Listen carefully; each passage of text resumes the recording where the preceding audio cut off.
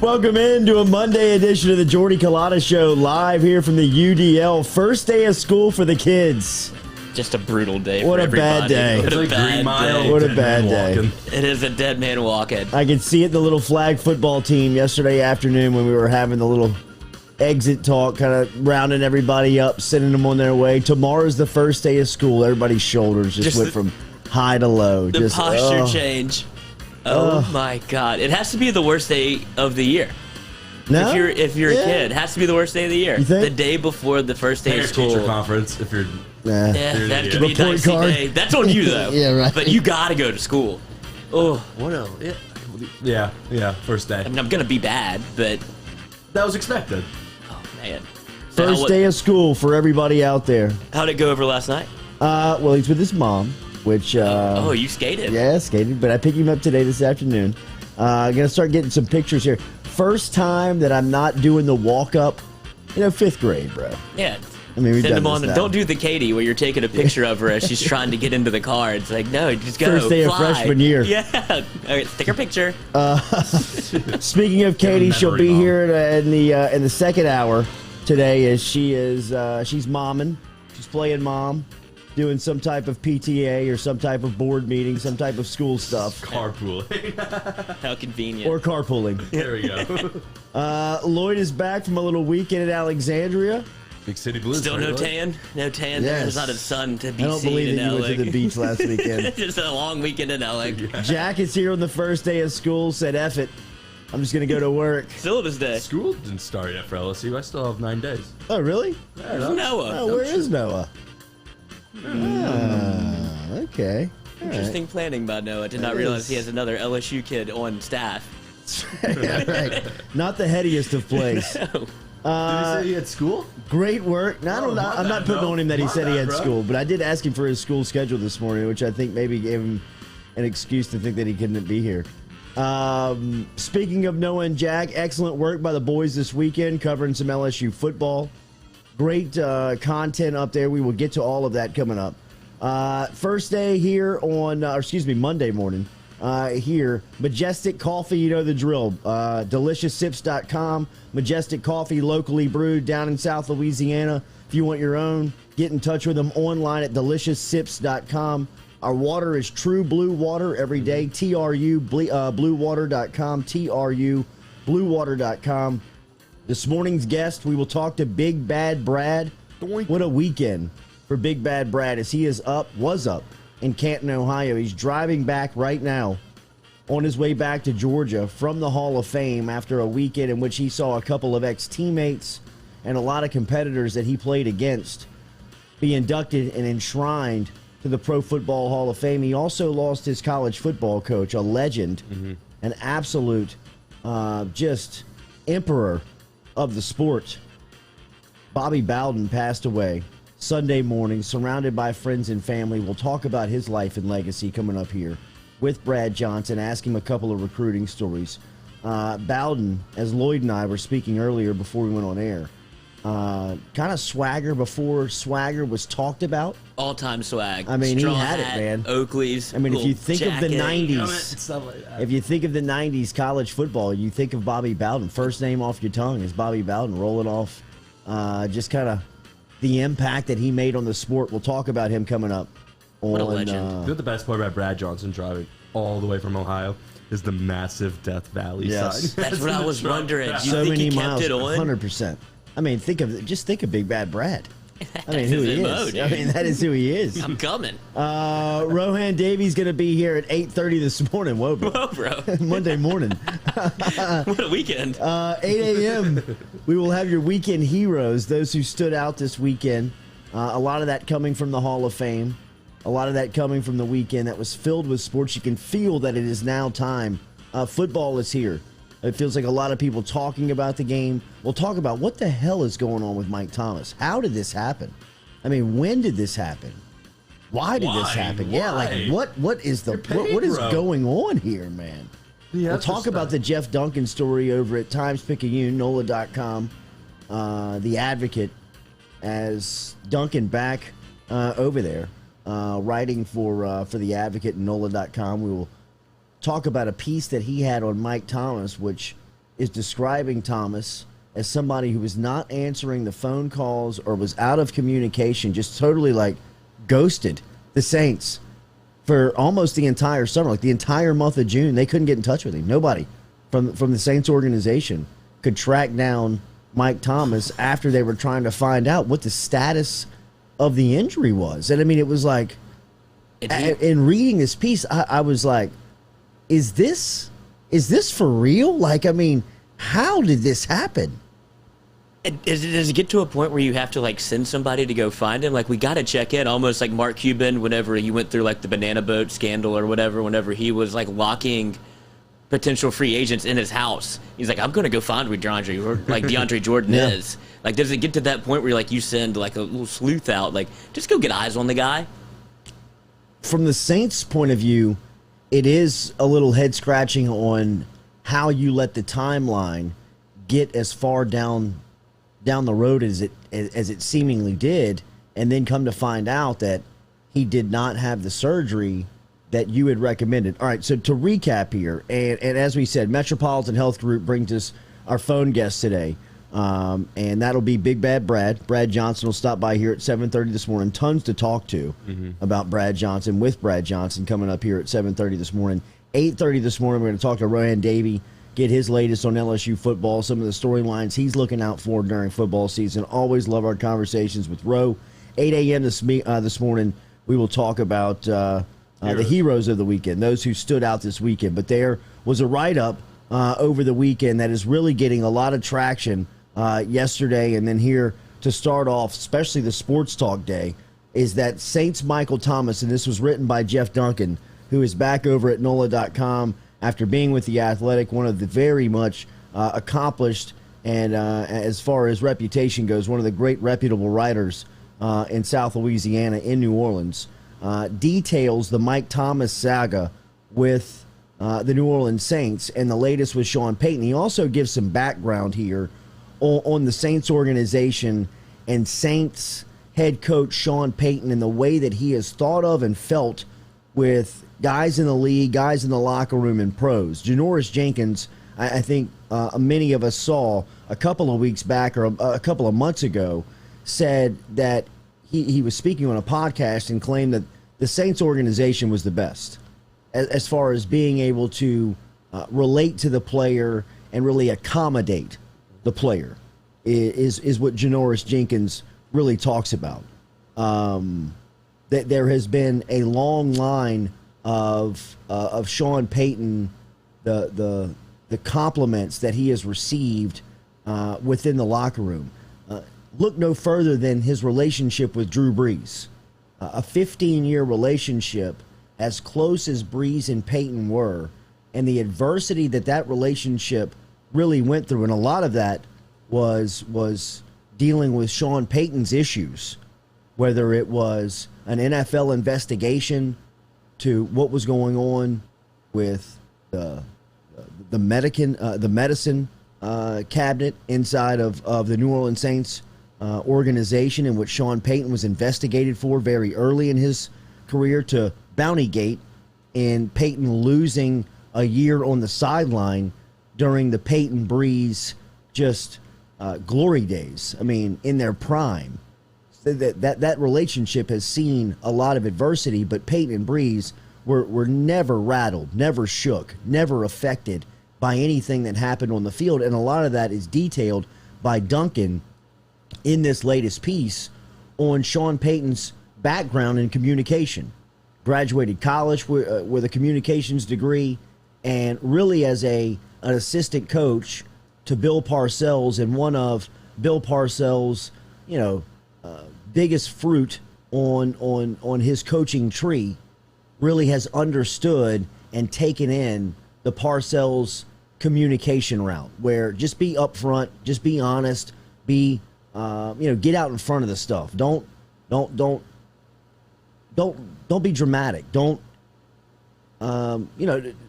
cause any strife in the locker room by creating communication issues. If you have an issue with somebody, voice it, bring them in, handle it like a professional. And Payton, it seems like, has really mastered that. And you can even point to his relationship with Mike Thomas.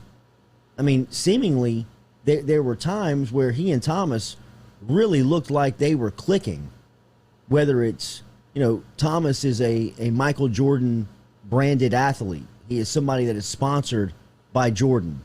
So is Peyton. Peyton is a guy who signed a contract with Team Jordan. A lot of that was because of going through Mike Thomas. Mike Thomas was first, and Peyton started wearing some Jordans on the sideline. That kind of grew into a relationship. Next thing you know, Peyton sponsored by him. So that was really kind of the backbone, or not the backbone, but one of the pieces that Peyton used to his advantage to get to know his superstar wide receiver through communication. And then to read the latest piece from Duncan, in which it points out where Thomas is not answering text messages or phone calls from Peyton during a time period where the organization and the player need to be in contact to understand what's the schedule going to be like.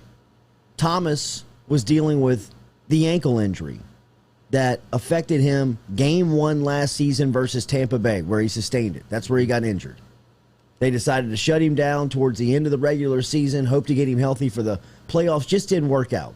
So in the offseason, Thomas and the Saints come up with a game plan where the first doctor that Thomas goes and sees recommends surgery. Surgery would repair the injury and get him back on a timeline where he would be back ready for training camp. Thomas and even the Saints said, let's seek a second piece of advice, a second evaluation. And that second evaluation said that it's possible to do this without surgery, but there's going to have to be mile markers along the way to show that you are improving. Mm-hmm. And while it seemed a far stretch, Thomas was urging and he wanted to go the route of no surgery. And the Saints, some people say, complied with that. Now, Sean Payton, when he was speaking to the media, says that they believe that he should have gotten surgery earlier on.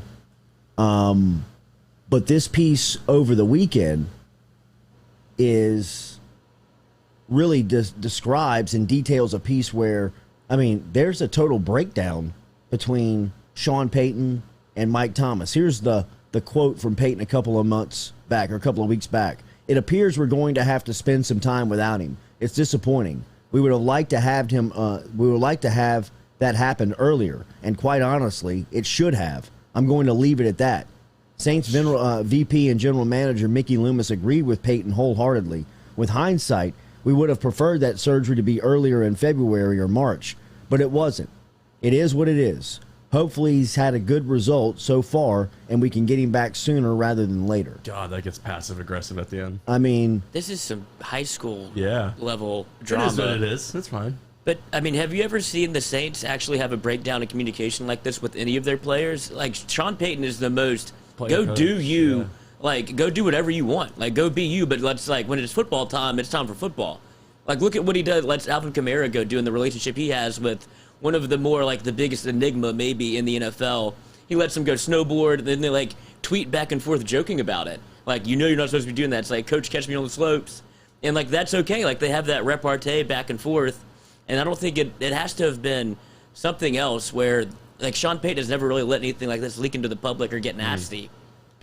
Well, it was inevitable it was going to because of the missed time, because they had to address publicly, where's Mike Thomas? What is going on with the star wide receiver? Why is he not there? So he's dodging calls because he didn't want to have surgery. They were looking for him, and he was absolutely can't answer this because I'm not doing what y'all think I'm doing. Seems like it. It seems like Mike Thomas had the Scottie Pippen summer.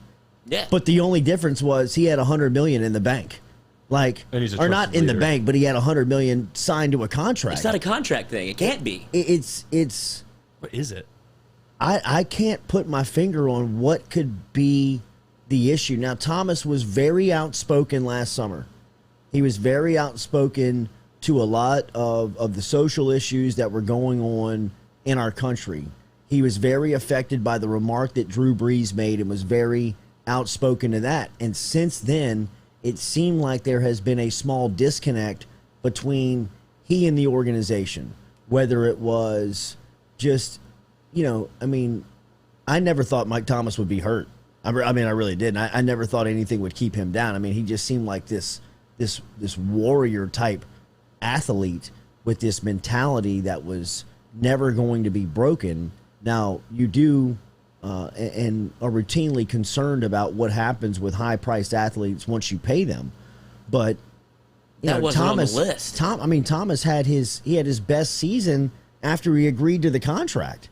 I mean, the year after he agreed to terms, he set NFL records, and he still had that starving mentality. But there was an episode last year where it seemed like the Saints were shopping him.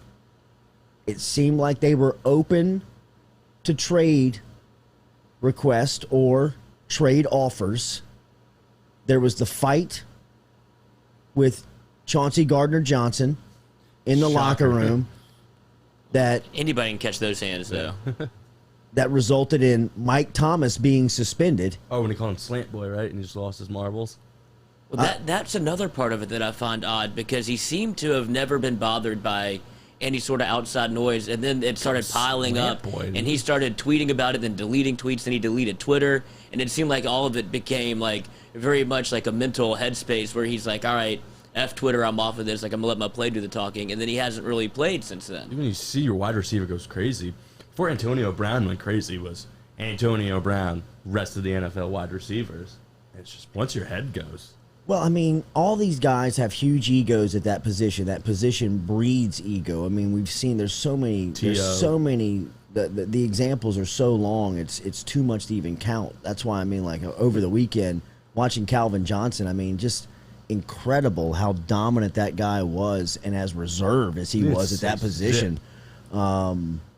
But it's hard to fathom on how it broke down this fast and got to this point where, I mean, he's paid, he's got the reputation of being the best, and now he's okay with missing time after, like setting himself back with a timetable on surgery that now, I mean, really, this season is almost a wash for him. I mean, it's almost like you can forget this season for him, because by the time he gets back in the regular season, I mean, it just seems like the odds are stacked against him. I mean, is he getting surgery now?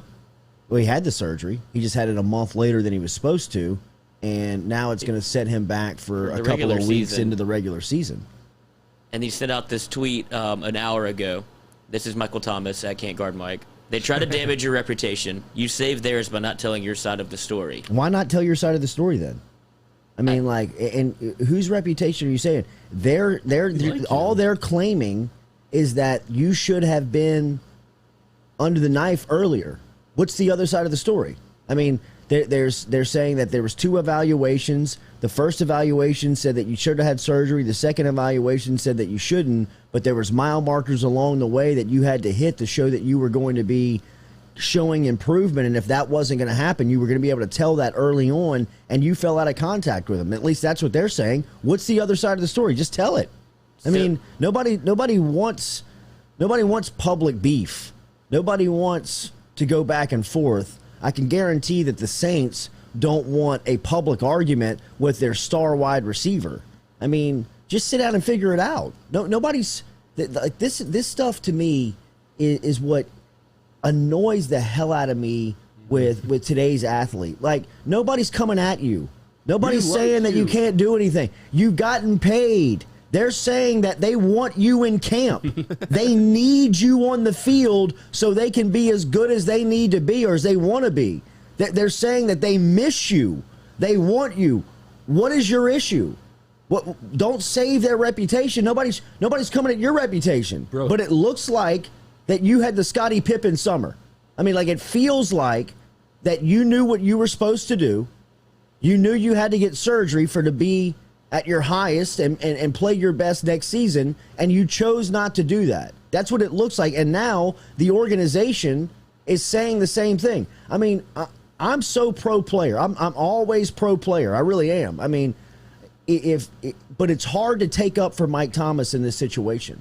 It's hard to look at Mike Thomas and say, okay, well, they're saying that they advised you to have surgery a month earlier, but if you didn't, at least stay in contact with them to let them know where you stood in the recovery. So if you had to have surgery, you guys could make that call pretty suddenly. But it looks like you fell out of contact. Are you not saying that happened? By his statement this morning, he's saying that they're lying. Well, say your side. What's up? How did this happen? How did you get to a point? How'd you get to a point where it looks like you're going to miss parts of the regular season? I would say if they went by this mile marker theory, maybe he didn't hit a couple of those mile markers and they put him out there anyway because they wanted one last. He even put a tweet out saying, I wanted to ride one more time for Drew whenever that playoff push was happening. But maybe he didn't hit some of those mile markers that they said that they agreed to. And the Saints just said, we're taking you off the PUP, whatever, and you're playing. And so that could have been the disconnect there. He gets hurt again. And he's like, I should have just had ankle surgery. It could be a little bit of like, in hindsight, I should have just had the surgery, but the Saints kind of forced me to play. And that's the only reason I could see there being a disconnect is because, look, we were clashing here whenever I thought we should have had surgery. We hit these mile markers, and I didn't hit the mile markers, and now I'm playing anyway, and now I'm hurt again. So now I'm going to take my time and do it for me. I'm not saying that the public deserves an explanation because we don't, but this looks like it's getting bad right now on social media. Yes. And how you're following it with Thomas putting out a statement, replying to what it looks like the Duncan article was implying over the weekend. This is almost the worst case scenario for life after Drew Brees for the New Orleans Saints. If it has not been one thing, it seemingly has been another with Saints after Brees, right? I mean, whether it's David Onyemata being suspended for 6 games after a PED violation, to the Mike Thomas situation and the setback there. Jameis condom talk. I mean, poor guy. Just got his words a little mixed up. Tandem, combo, condom. It happens. He's trying. But did you see what TMZ was reporting with Will Blackman over the weekend, former Green Bay Packer, saying that Aaron Rodgers is going to be in New Orleans next year? If he had to predict, he would say that, and he's still tight with Aaron Rodgers from all accounts. And he says that he expects A-Rod to be in New Orleans next. Look, man, it makes too much sense. Makes a lot of sense. Makes too much sense. Could you imagine? But I mean, do we expect? I expect them now to deal Mike Thomas. Like I expect them to. He tanked his trade value. You can't act like this in public with somebody that has. There's always somebody. But exactly. There's always one. There's always one. There's always one. But if you're the Saints, or if you're another franchise and you look at the Saints, who's been absolutely a stalwart the last 10 to 12 years of one of the best premier franchises in football, and they've never had somebody have a contract dispute or act out or go anything against what the franchise message is. So it's like if he can't get right there. What do you think? What kind of franchise do you think we have where we can fix it? I mean, Tampa Bay. Yeah, I mean, going to Detroit. You know, you want to be really unhappy?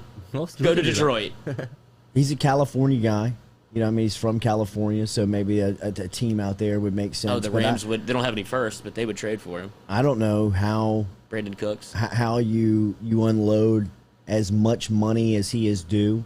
I mean, like some of the depreciation that he's shown over the last year and a half has been tremendous just to show, what he deserved to get that big contract. Mm-hmm. I mean, but it'll be interesting to see how this thing plays out. But I mean, it is now very public. It's now very public. It's now very out in the open that it's, to what everything that and everyone has been feeling kind of is Mike Thomas. Is he happy? And what's going to obvious? He's not.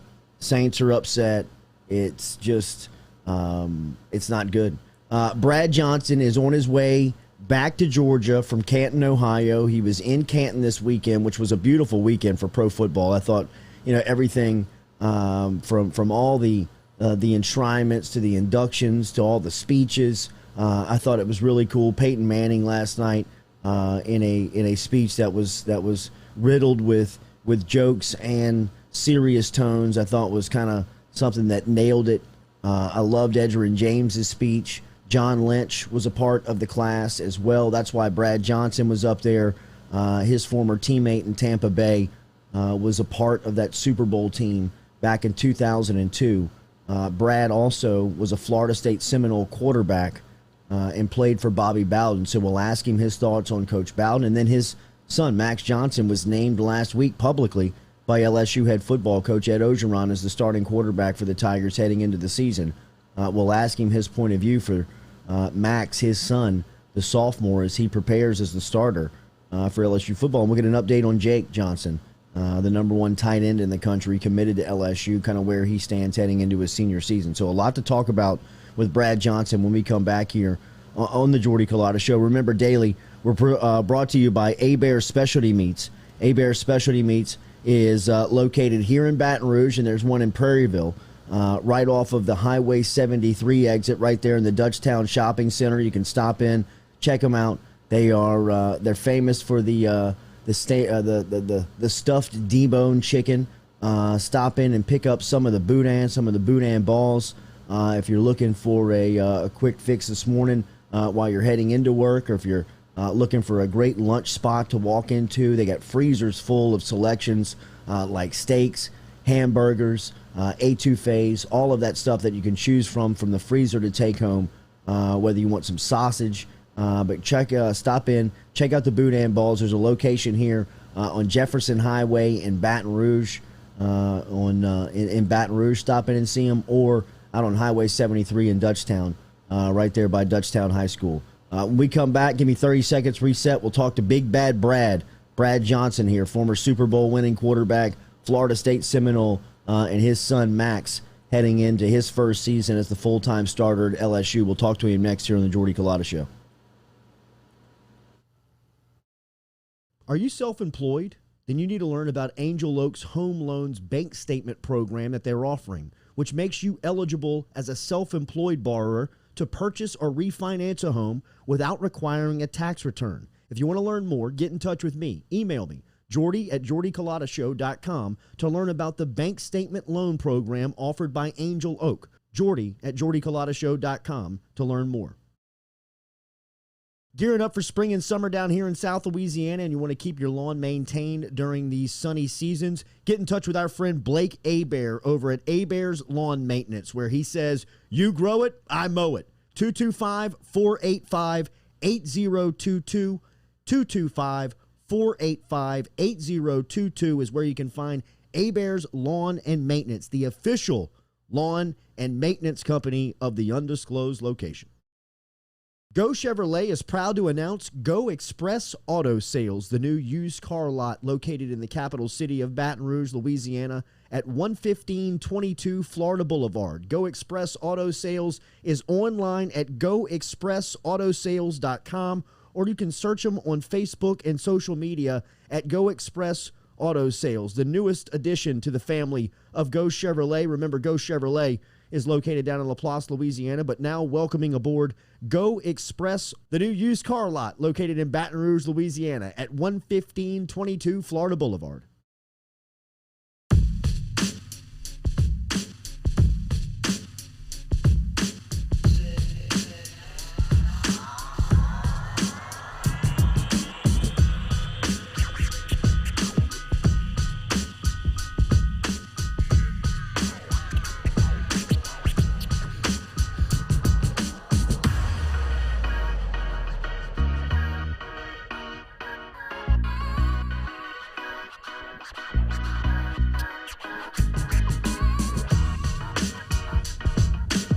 Welcome back here to the Jordy Culotta Show. Stick around. We'll talk to former Tiger quarterback Rohan Davey here at 8:30 this morning. Weekend Heroes coming up at 8 a.m. We will definitely talk about the life and times of Bobby Bowden and what he meant to college football and the dominant run that he had at Florida State. If you grew up and you're around my generation, around my age, I'm 40 years old, college football in the 90s was dominated by Florida State and the Seminoles. Think about that brand.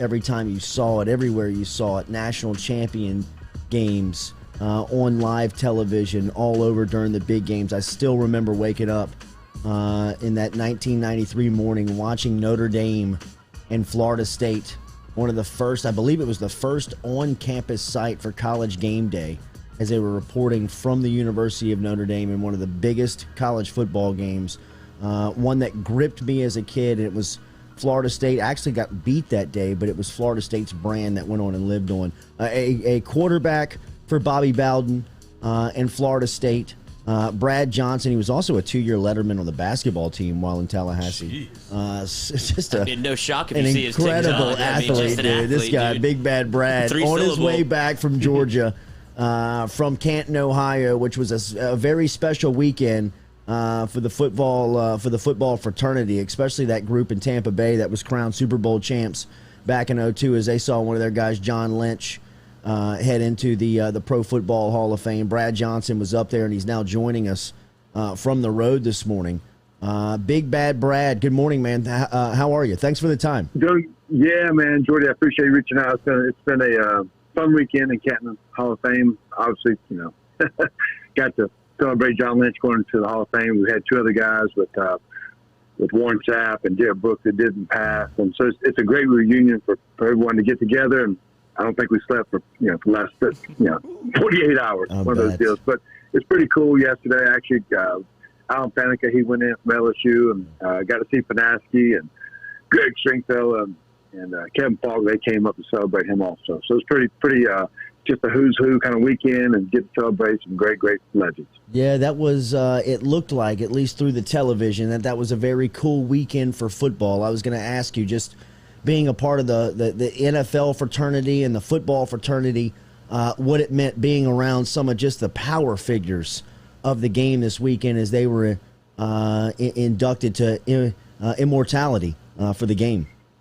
It really is. I mean, I've been up there before, and when you see them first put on the gold jacket, and then you see them, you get honored in front of the whole crowd, but you get honored in front of your peers. It's a select group. It's like John Lynch, he went as number 354 as a Hall of Famer. It's hard to get inducted, but those guys that get inducted, it's well deserved. And so we had a big party those nights, Saturday night at John Lynch's party, and he's got Lionel Richie singing, but when you walk into the crowd, there's John Elway and there's Peyton Manning, and I'm like a little kid trying to get in my picture with those guys. So it's you think about, as a fan, the history of the NFL, and all these guys are here in one moment. You've seen them on your couch for years at a time, and just brought great memories and great moments to all of us as fans. And obviously, I got to play against a bunch of them, and that's an honor too. Yeah, it was, man. I mean, just this weekend brought you back, whether it was Jimmy Johnson telling stories or Edgerrin James telling stories about his days during the Colts. I mean, it was a weekend of highs, and just listening to those guys' points of view of their experience. It is. I mean, Edgerrin, he's from gold teeth to gold jacket, Yeah. And so last night, I mean, Everson Walls, he comes out banging from Dallas Cowboys, the Hail Mary and the great stories, and then you see the humbleness of Tom Flores, and then Peyton Manning delivers a speech of that'll go down for history. Yeah. His speech last night, and John Lynch. I mean, it's just incredible to hear their stories of how they, what they overcame, what they meant, what the game has meant to them, and how they want to pass it on. It's awesome. It's humbling to them. It's humbling to say we were teammates and all those kind of things too. There was a great shot that came out of you and Lynch on an open air car on a convertible going through the Super Bowl parade. Both of you had your jerseys on, riding through downtown Tampa. That just looked like a moment in time that was just incredible for you guys. If you could you take our listeners back and just tell, for those who may not know, I remember watching you guys play and just how dominant John Lynch, Warren Sapp, Derek Brooks, and that crew was. It really was. It's pretty cool because when Tony Dungy went to the Bucks, they were called the Yucks, and just trying to win 3 games a year, those kind of things, and the Orange Sickles, and as far as uniforms go, and then so Tony Dungy made some great draft choices, and with Derek Brooks and Warren Sapp, and eventually John Lynch, and then as it went on, I mean, it became one of the most dominant defenses in the league, and that's why you got some Hall of Famers and those kind of things, and obviously, when you do win a Super Bowl, you kind of get rewarded in a lot of different ways. But the Super Bowl was really a cool moment for me, Jordy, was when we are in the convertibles at the Super Bowl party, and I mean, there's thousands and thousands of people on bridges and right. waving their arms, and it's that moment, So we're in the convertibles. They tell you to stay in the car, don't get out and shake people's hands. It'll get too crazy, just all those kind of things, and people swarm the cars and stuff. But at one moment, John Lynch, he gets out of the car. Warren Sapp, he gets out of the car. They're running the streets. They're high-fiving everybody. It's out of control. And so I'm thinking, I'm in my second year in Tampa here, this unbelievable moment. But then I see those two hug, Warren Sapp and John Lynch. They hug each other. And I'm like, man, this is the moment for them. They came here when they built the Tampa Bay Bucks. They built this city, made all the Buccaneer fans cheer, and they were there in the tough times. And so they lasted it, and then they elevated it, the name of the Bucks, and then they, obviously become legends now. But it was their time, what they did through the tough times to, stick it out. And so it's, those guys are so well deserving. John Lynch was my roommate for 3 years, and he loved football. But some of our funnest times were just riding to the games, and we'd put on the 80s disco music and and get going. So It was fun.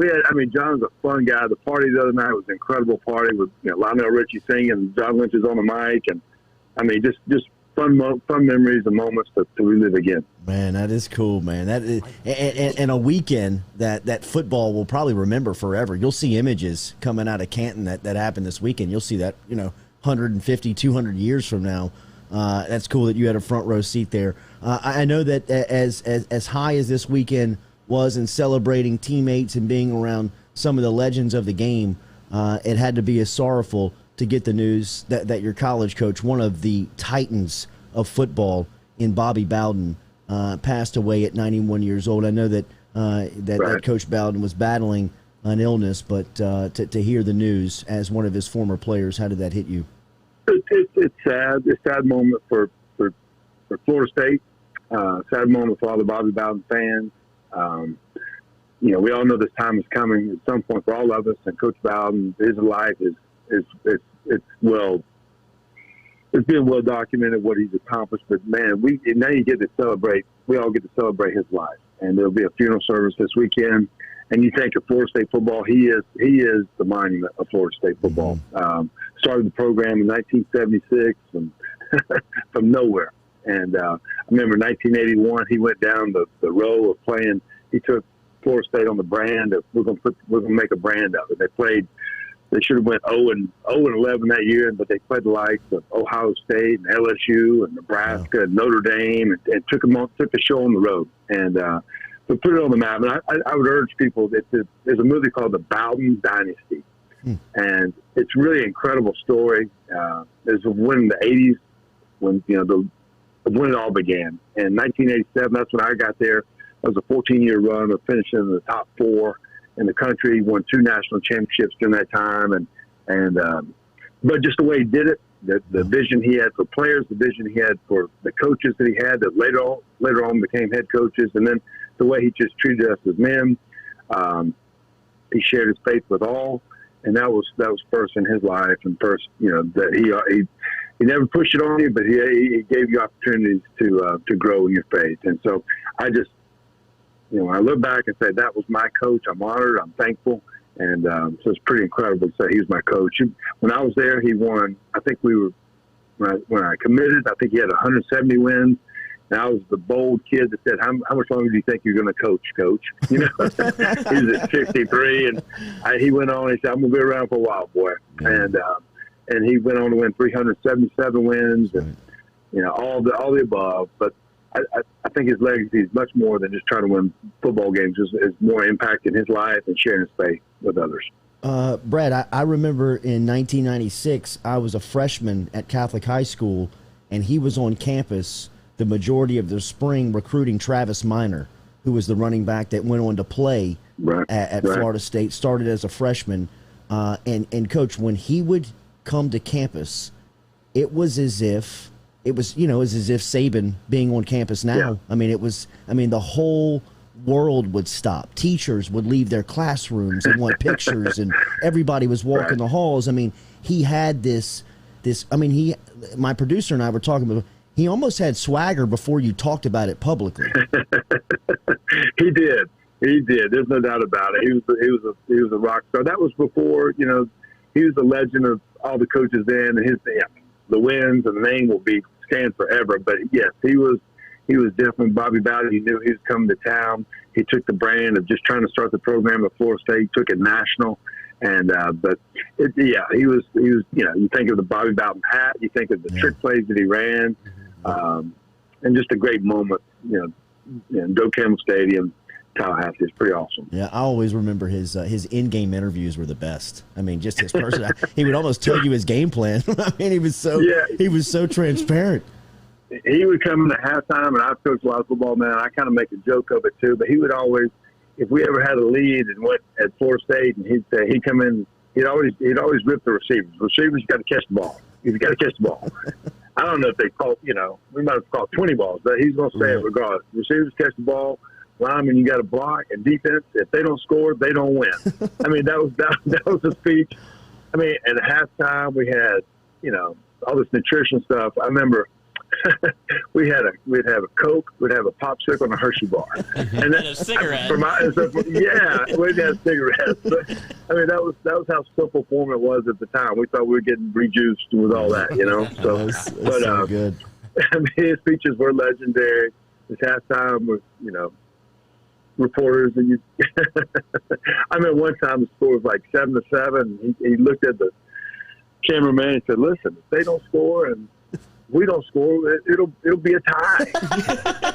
You know, and that was it. You know, as they walked off. Yeah, right. God, it's incredible. Reporting live from the field. Yeah, right. How this game works. That is so good. Yeah, and then one time he was. I'll go real quick here. No, go. I was having to send in signals during a big scrimmage one time we were having on campus, and the play was called RC 268 Cobra. So basically, it's a corner hitch. It's called smash route, and so I signaled in RC 268 Cobra. And I think Charlie Ward, he threw a corner out, and I said, "What's the next play, Coach?" And he said, "Well, let's run RC 268 Cobra." So I signaled in again, and then, you know. So then he hit the hitch this time, and so what's the next play, Coach? He said, RC 268 Cobra. I said, "Coach, I think he said, Brad, I think it's going to work again." You know?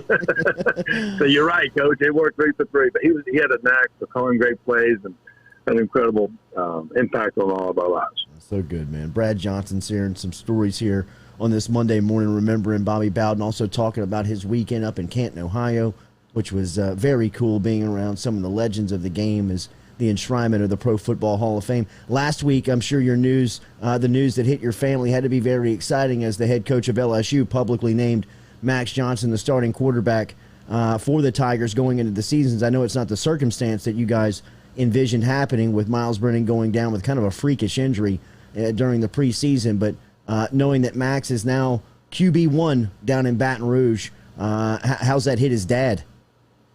Yeah, well, it was terrible news for the Brennan family and for Miles to go through what he's, you know, obviously his career's been well documented as far as his injuries and stuff this last 12 months and those kind of things. You hate it for Miles to go through that, and you hate it for the Brennan family to go through those things. And injuries are part of it. And, you know, a lot of families have to deal with it at certain times. But, you know, Max, he's excited about it. Obviously, you know, he won the last couple of games and played well last fall and last year, but he's a kid that wants to win every race. He wants to win every stadium. He wants to win every drill on the field. You know, it's not finish the drill, start the drill, and win the drill. And so he's excited about that opportunity. And I mean, they got great coaches, great players, and so it's gonna be fun to watch you guys grow through this next month of, you know, football camp and be ready for UCLA. Being out there this weekend, Coach, one of the things that stood out was, first off, he looks like he's put on really good weight in the offseason and carrying it really well going into his second year. But just some of the intangibles, just the way he kind of carries himself, you can see the way that people even just kind of look at him in the way that he walks drill to drill. He feels like the starter. He looks like the starter. Is there anything that you saw from him in the offseason that made you believe, you know what, he seems like he's very much ready for this next challenge that is in front of him? Right. Well, I think the team and him, stepped up last year when he got those opportunities to play, and then obviously win the last 2 games of the season. Those guys, they work hard in the off season. Max loves football. He loves the meetings. He loves the why. Why are we putting in the play? Why not do this? Or, and the grind. The grind is, that's where the game is won. I sit there and watch all these Hall of Famers going this past weekend. It was about the grind, the work in practice, and and the way they develop the kids down there. So I know Max is excited, with the whole team. He has a feel for the game, tries to throw people open, and so it's going to be fun to watch them improve it this year and make a bounce back year. I don't know if you saw the story last week. Quinn Ewers is foregoing his senior year and going to go up to Ohio State and play for a year early with some stuff that was happening down in Texas with legislation. I don't really care about name, image, and likeness stuff. Can Jake do that? Can Jake graduate and get over to campus a year early? LSU is in need of a tight end. Yeah. How's our guy getting ready for his senior season? Yeah, Jake's excited. We went to state championship last 2 years in a row, and I couldn't tell you if we were going to win 4 games in the last 2 years. So this year we got a really we got a good team coming back, but Jake's excited about it. He works out on the weekends and during the whole week. He's excited to be an LSU Tiger, but I think he has a chance to have a pretty good season this year too. So he's getting after it, and that's going to be fun to watch him. Coach, what's it like for you around this time? I mean, you coach ball. What's this? Yeah. I mean, you can feel it. We were talking about it this morning. Feels like football season after watching the Hall of Fame game on Thursday, watching the speeches from the weekend, and just kind of going to LSU practice. Feels like it's that time of the year. How does August and September hit you?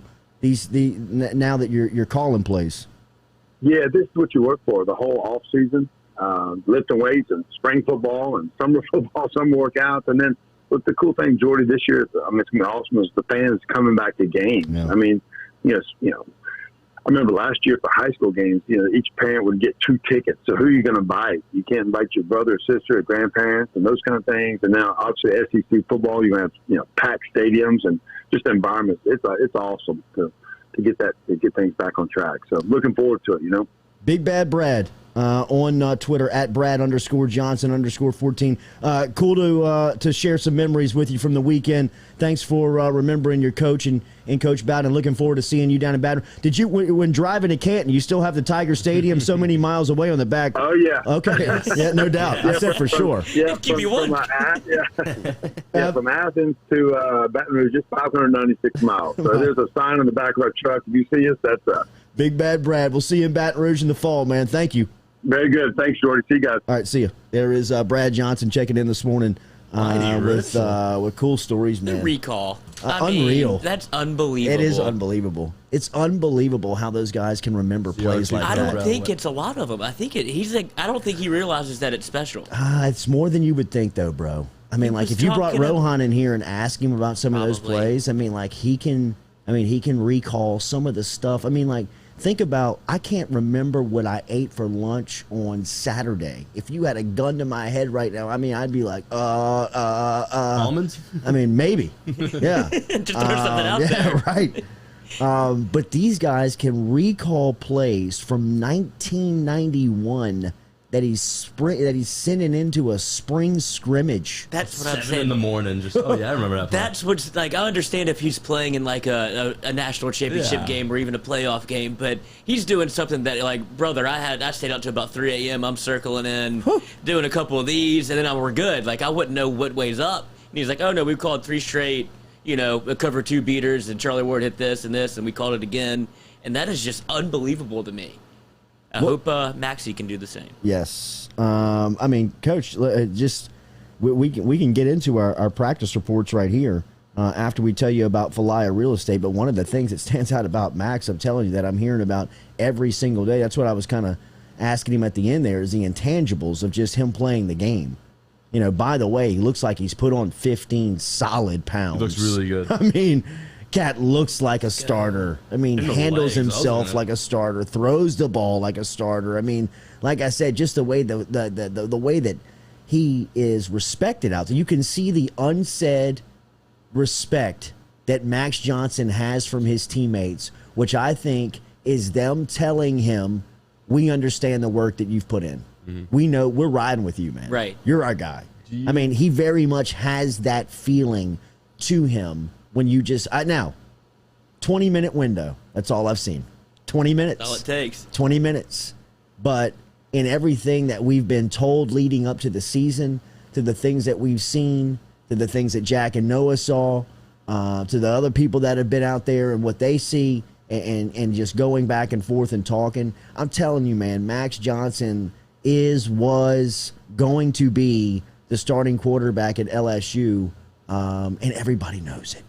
Everybody knows it. We're brought to you daily by Falaya Real Estate. Welcome to Empowered Real Estate over at Falaya. Get in touch with them online at falaya.com. They are changing the way that that Falaya is bought and sold. Call Barrett Blondo this morning, 225-939-6153, 939-6153, or online at falaya.com. You can get the app inside of your Google App Store and your Apple App Store. If you want to save some cash, then you need to check out Falaya Real Estate. It's do-it-yourself for selling your home. For more, visit falaya.com or download the app at the Google Play or your Apple Store today. Falaya.com. Yeah, I mean, look, we can start the LSU football discussion about the quarterback spot. And one thing, when you go out there, again, this is a short window. LSU has been on the field now. This will be the fourth time coming up this afternoon.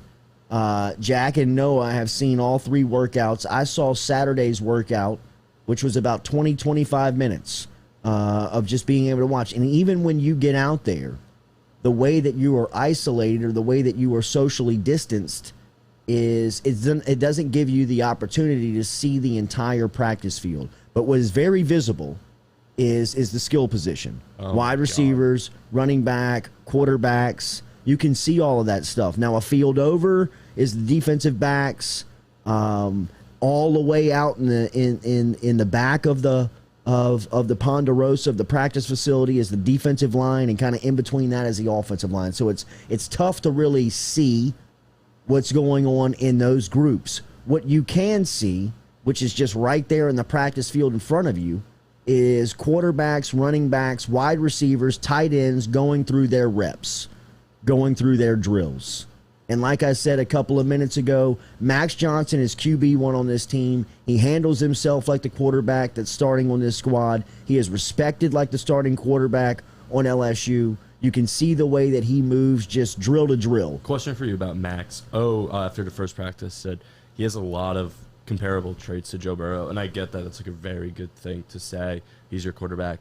But that's tough. That's tough to bring up when you start bringing in those Burrow comparisons. And I think that they've talked about this behind closed doors, because O has said this routinely about Max. Even like when he was being recruited, he would talk about the Burrow qualities that Johnson has. And this is all, in my opinion, what he is stating.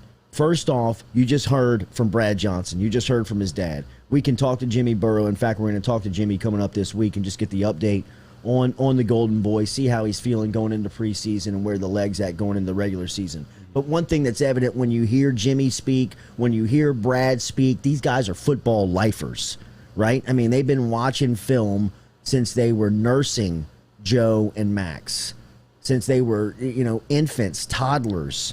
I mean, both Max Johnson and Joe Burrow have been breaking down film since they were kids, sitting in the back of the room while their family was doing that.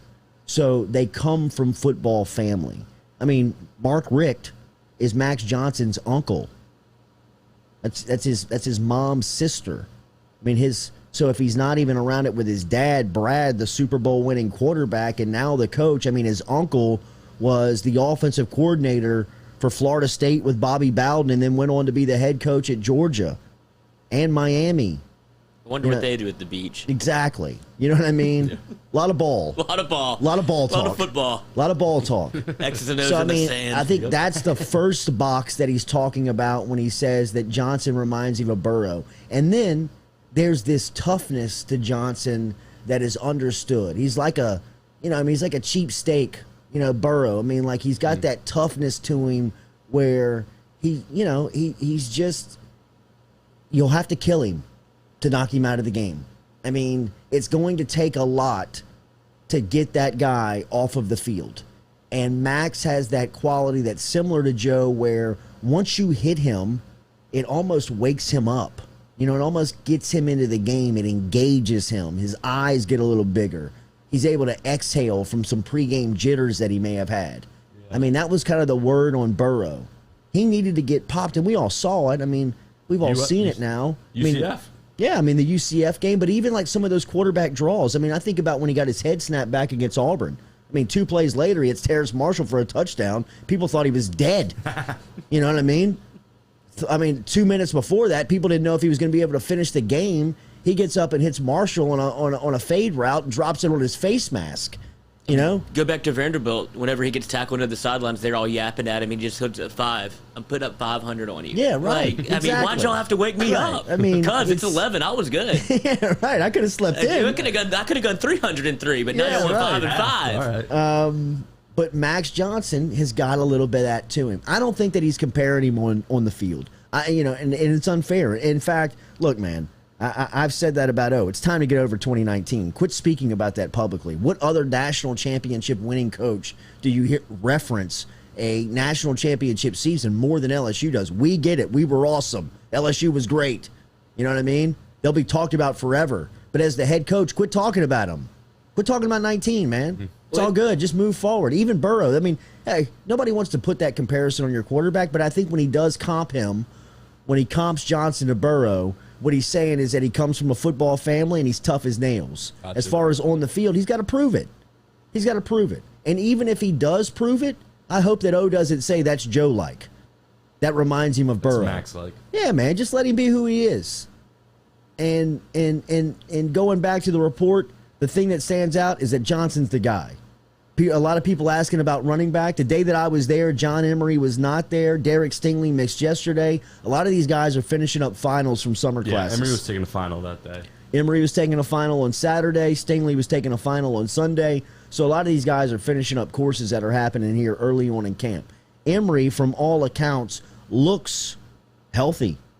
You know, I mean, I'm just going off some of the video that I've seen through you guys. I've talked to some people out there. I mean, Ty Davis-Price and John Emery know what's at stake here. It's their job to lose. It is absolutely first in line for those guys. But if they can't do it, Armani Goodwin is going to play. I mean, that's the first thing I told you when I saw him. I was like, I've never seen someone built like Armani Goodwin. I mean, it's unreal. That cat is not a true freshman. No. You know what I mean? Like, a lot of these guys come in here. I mean, Jack Besh, for as much as we've talked about him, and Besh is going to play, you can tell he's going to play. He still looks like a freshman. Goodwin, no. You know what I mean? Like Besh, 2 years from now, even next spring, you're going to look back and be like, damn, look, I mean, like, he looked like a freshman. But he's going to play. Don't get me wrong. He's going to play. Oh, yeah. Armani Goodwin does not look like a freshman. I mean, he's got Dalton Hilliard thighs. He's got LeBrandon Toefield thighs. He's got Leonard Fournette type trunk. They're unreal. I mean, this Keelan cat, calves. dude, this guy, drama. I would wear. I'd wear, yes. He would freak Johnny Drama out. What's your plan, man? Drama would disrupt practice. You know what I mean? I got to talk to 22. What are you doing? Who's your guy? What's your calf regimen? How did you get your calves? Were those tree trunks or those calves? Those implants, bro. What? When you talk about like not looking like a freshman, I feel like people forget Max Johnson is like essentially going into his freshman year almost, and you talk about putting on You know who 10 else pounds? doesn't look like a freshman is Nuss. Garrett Nussmeier's a stud. I'm telling you. He is a player. But if you look at him this year, I don't want to stunt his growth, man. No. I don't want to screw up his confidence, because that's the greatest thing on that kid. He's got Manziel-type mentality. And he's got a little Manziel in his game. For sure. He's got. I mean, well, he's an athlete. Well, he believes so much in his ability to throw the football and There's scramble no around play and make he doesn't plays. believe he can't make. Yeah, imagine him in high school. Like, he got stopped. There's no play he doesn't believe he can make. Wasn't his dad a coordinator? Yeah, college? bro, Michigan, Doug Nussmeier. Right? He's been everywhere. He's been to Michigan. He's been to Florida. He's been with the Dallas Cowboys. I mean, he's been everywhere. LSU is building quite the been to roster Bama? of coaches' kids, which is I think is pretty interesting too. And kind of Stars kid. Like, they just got Jason Taylor's kid. Right. From Miami. You know what I mean? He had Randy Moss's son. I just think it's interesting. You get a certain mentality when you bring in like a coach's son. You get none of the bullshit. Yeah, they know no drama, exactly man. what's going on. Get No no Michael drama. Thomas action. Absolutely. Like, especially for a quarterback, they just want to come in and play ball. Absolutely. And maybe Nussy wants to You swag forget a that little. you forget that Mike Thomas is Keyshawn's nephew. Oh. He's got a lot of Keyshawn in him. I'm sure he's in his ear. I mean, J. Will and Zubin. ugh, Wolf. what a terrible show. What a bro. terrible. I mean, That's why it's on at this 6 show a.m. stinks, but that show Yes. smells awful. I know this show sucks, but that show is terrible. Yeah. All right, more on LSU. Let's see. I love Nussmeier. I hate to have to play him in any type of meaningful game this season and stunt any type of growth that he could make. I mean, the quarterback room potentially at LSU with Max Johnson, Walker Howard, Garrett Nussmeier is, I mean, just really scary to think about. You'll have to how good play. they could be. What do you do when it comes in? Hey, Hey, carpool. carpool. All right, all It's right. wild in there. You're going to have to play Nussmeier at some point, right? Like, you're not Yes. going to let Max Johnson play. No. You have to play him, but you have to be very, very smart on these reps. Garbage time. Yes. Well, I know, but what if we don't? Who's the third? Is it just a walk-on? I don't even know who the 12. third is. I don't even know who the third I need is. to know. It's not Andrew Sale anymore. I mean, I have He has a, to be no, gone. no. You know what? I have a roster on the table in there. If you want to grab it, but oh yeah, please. Yeah, the kitchen table.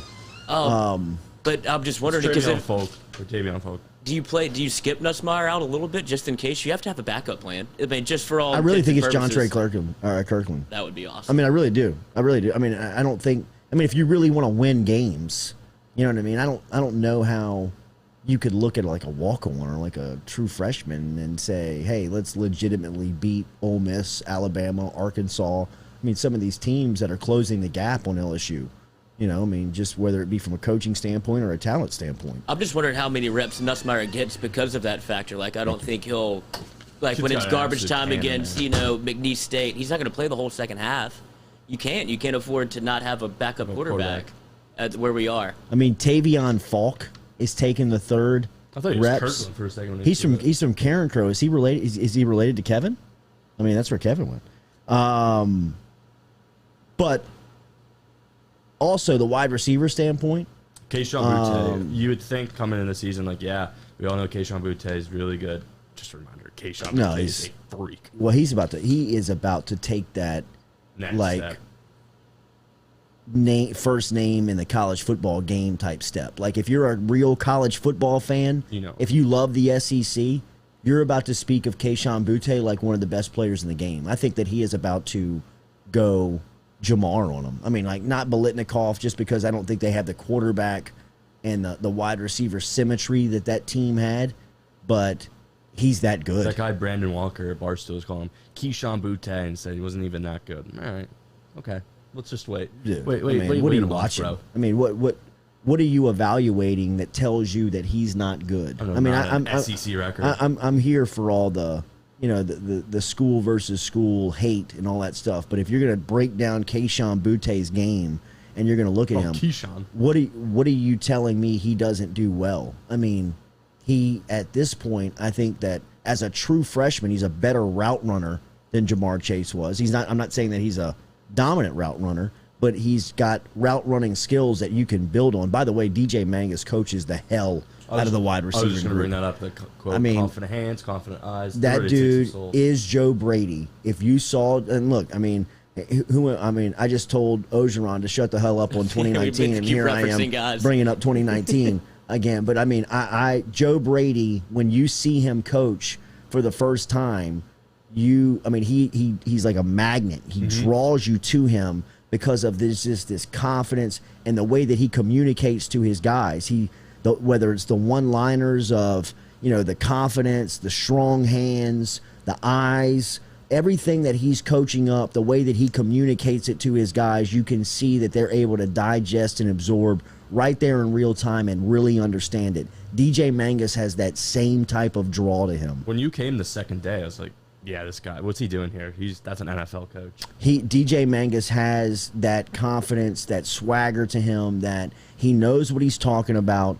He's got a really good idea of how to communicate it from the players. He can get in your ass a little bit where he can yell at you, but they look at you and they still respect you.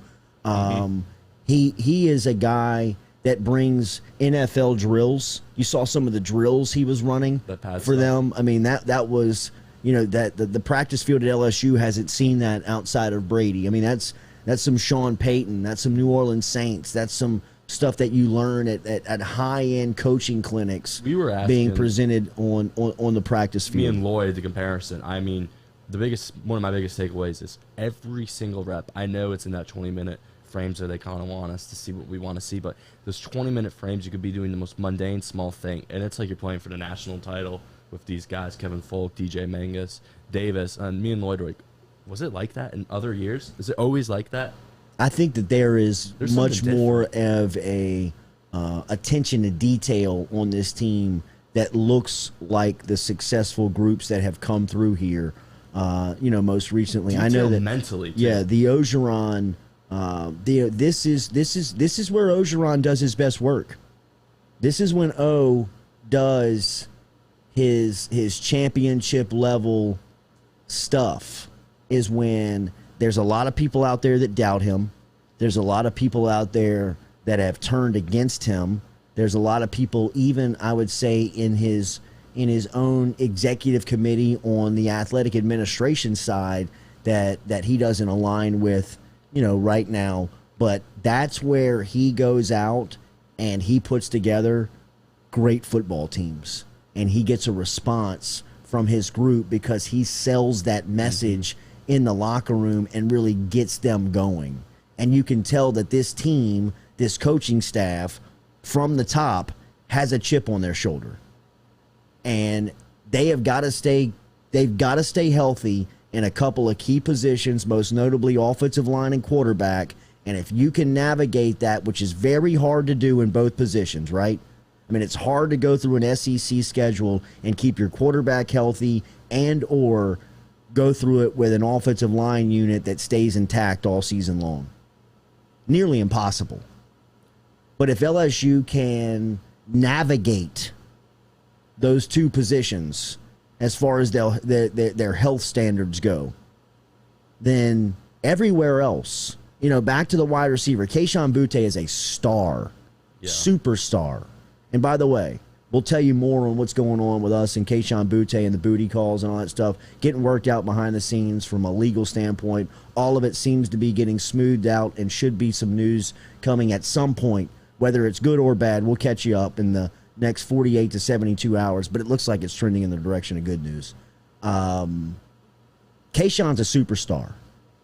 It just bona fide, legit. By the third game, he'll be double teamed. Dre Jenkins looks legit too. Dre Jenkins is a guy that has some experience that could come in there and be a good route runner and a good possession wide receiver, in my opinion. Jontre Kirkland looks like he could be somebody that you could trust in a second role early in the season. Early in the season, can you look at Jontre Kirkland and say, hey, man, LSU, they need you to be stable. They need you to be a playmaker. I mean, you need to be consistent.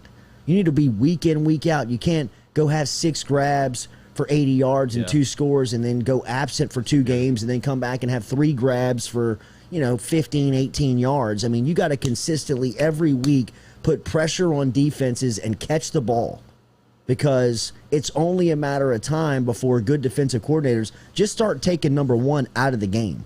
Just start taking his option away from Johnson. He's such a security blanket for Max Johnson. He's such a guy that you can say, hey, he's probably open, or I can throw it up and just let him make a play, where good defensive coordinators are going to say, you know what? Just take him completely out of the game, because Johnson is still young and learning and growing, where he's got this, security blanket built in, where when he freaks out or if it breaks down, just let me find Boutte and throw it to him. And if you can jump coverage or just, flood him and make sure that he's not an option, well, let's see what happens. Then you put pressure on Dre Jenkins. Now you put pressure on Jontre Kirkland. Now you put even more pressure on these freshmen who I believe are going to play. Alex Adams is a guy that was in last year's class, and he's big, he's strong, he can run, he looks good. But I think that these freshmen are gaining ground on guys like him and Coy Moore every single day. it's going to be tough not to play Chris Hilton and Brian Thomas, in my opinion. Thomas, just because of the red zone target, where, he's a basketball player at heart. He's probably still, to this day, got a basketball player's mentality. I think a college football program can work that out of you pretty quick. But, growing up, he was a basketball player, and just from the 20-yard line in, you can run fade with him all day and just go say, hey, man, out-jump everybody, go snag it out of the air. Terrence Tolliver? He's that type of athlete, yes. Just throw it up, go grab it. You're bigger and faster than everybody. Jump over everybody and pick it. We'll teach you how to run routes in the meantime. But until then, this is how you get on the field immediately. 6'5". Now, to me, the best one out of the group, and just watching them, is Chris Hilton. I love Malik Neighbors. Malik Neighbors to me is a football player. Malik Neighbors to me is like Michael Clayton. He could be great, but you could almost put him at safety. You could put him at DB. You could play him at wide receiver. You can put him at you can put him at the punt return. Jarvis. Yes, he is. Just a dog. He's awesome. Yeah. Malik Neighbors is awesome. The best true wide receiver in the freshman class, in my opinion, is Chris Hilton. Is once he gets just the coaching. DJ Mangus with him for 3 more months is going to make him into in my opinion, an all SEC freshman type receiver. Where he'll catch fade this year just because he's faster than everybody. For as we say, Thomas gets on the field by his athleticism within the red area, where you can just throw you just throw fade up to him and just say, go just out jump everybody. It's a little different between Hilton can do that in between the 30s. Oh my God! Where you can just say, hey man, just put your head down and sprint. So Max Johnson, take a 3-step drop and throw the ball as far as you can. I was high on Trey Palmer, but it's just like that's what Chris Hilton can do. Here's the deal on Palmer, man. Palmer looks the part. He feels like the part. You go out there and watch him practice. You say to yourself, what's the issue? It's just consistency. It's just consistency and healthy. Can you stay healthy, and can you consistently catch the football? Right? For Palmer, there's no excuse on why Trey Palmer shouldn't be on the field at LSU at this point in his career. His 3rd year in the program, he should be, from his athleticism standpoint, he should be an every down player, and it shouldn't be close. He should take the responsibility of punt returner off of Stingley. Because he's that good. That's the hands factor. They're not Stingley's so sure-handed back there. Yeah, they wouldn't take it away. And when he does catch it, he's electric. But Trey Palmer has that game-breaking ability. But yes, it's just not. It's you talk about inconsistent, man. John Trey Kirkland happened to be consistent. That's one of those guys has to step up and fill that role. They will. One of those guys, whether it's Palmer, whether it's Kirkland, whether it's Jenkins, one of those guys needs to step up and be a second option that the quarterback and the play caller can trust. That way you can give these freshmen time to come along. They're going to be playing the whole time. Deion Smith's going to play. Absolutely. Deion Smith is a dog. Deion Smith it really served him right to be on campus last spring. It really did. And I know that's a meaningless statement, point. You know what I mean? But for a guy like Deion Smith, he needed to be accustomed to college football a semester earlier than Jack Besh did. Or than Malik Neighbors did. You know what I mean? He needed to kind of find his way in Baton Rouge. He's from Mississippi. He's kind of an outside, comes in, fine. But the football stuff, he checks a lot of the boxes in this freshman class. Now, he's a guy that's going to have to develop and might take a little longer. And who knows what the time trajectory could be for some of these guys. But just the eyeballs in 20 minutes, what they tell me is that Chris Hilton, Brian Thomas, Jack Besh, Deion Smith, Malik Neighbor, all these guys are going to play. They're just too good. Mm-hmm. They're just too good of athletes where you just don't say, hey man, you just create one-on-ones that are tough for the other team to guard. I know we said not to talk about 2019, but when you think about the offensive philosophy of what they had weapons at almost every level. You had somebody that could go deep, somebody that could work the middle, and then somebody that was like a levels concept. Yes. Then you had your safety blanket with Thad Moss. It seems like that's what they're trying to recreate. That seems to be the model, is to have somebody that's your go-to, somebody that can work the middle, and then somebody that you just trust. Yeah, And so and, that's what they're trying to I mean, feel like, same philosophy. That's the Mangus Pete's, deal. I mean, everybody's a threat. Every layer of the field Is open. is, and it's a target. I mean, there's. Don't sleep on Cole Taylor. He looks massive. Yeah, well, he is massive. He's another red zone, just huge bullseye that you could run and just play basketball with, just box people out. But they're trying to attack green grass. That's what it seems like. Yes. It's not so much one-on-one matchups as it is. This is a concept to get somebody to a spot that's open. Yes, they want to get the ball to the playmakers in space and say, "Go make plays." I mean, that's Good formula. that is the simple. Ooh, and That's the elevator pitch of LSU's offense. Do we know anything about tempo? How they're trying to run these concepts? Are we going because when we're at our best, when LSU's at their best, there's the layers of when you can go no huddle. It doesn't have to be 2 minute. You could go 2 minute kind of whenever, and that comes down to the quarterbacks like acumen, essentially to get everybody in places where they should be. They will be very much a tempo disciplined team where they can use it when they have to. I mean, that is. That's a basic 101 of Joe Moorhead, Joe Brady, look, Brady brought that to Peyton in New Orleans. The Saints used to be the best at third and shorts and second shorts of hurrying and getting to the line of scrimmage. Brady brought almost a tempo hurry up attack to that offense. I definitely still think that they play with tempo on offense. All right, Rohan is supposed to be coming here in a couple of minutes, so we want to talk about some more about LSU football, and we'll do that with him. Don't forget daily that we are brought to you by GoFlow IV and Spa. GoFlow IV and Spa is located right here in Baton Rouge, Louisiana, on Jefferson Highway. You can log online to GoFlowIV.com and learn about services and memberships and packages and everything. But you know that they are Baton Rouge's premier medical spa. They specialize in IV hydration. Oh, now you're tapping into a market, easy, brother. Bro. Easy. Elevate. That's treatment with vitamin fusion. Learn about GoFlow IV and Spa that specializes IV hydration with vitamin infusion online at GoFlowIV.com.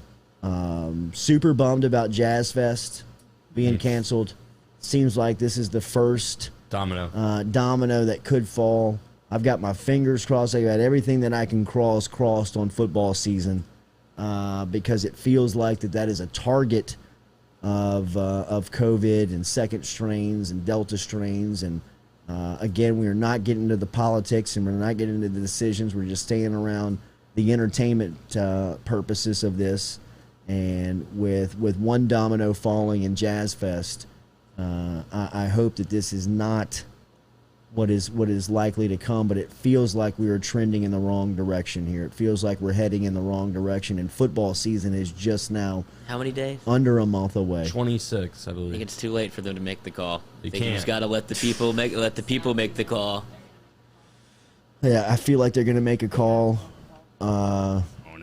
And it's Just something that man, I am dreading. I'm dreading. I'm hoping that I can't imagine, man. I mean, like, now you've taken one of the biggest tourist attractions in the state of Louisiana for the second year in a row, and you've totally canceled it. You've totally taken out of the economical structure. Can't that just be a New Orleans thing? Because they're very cautious in New Orleans. Latoya.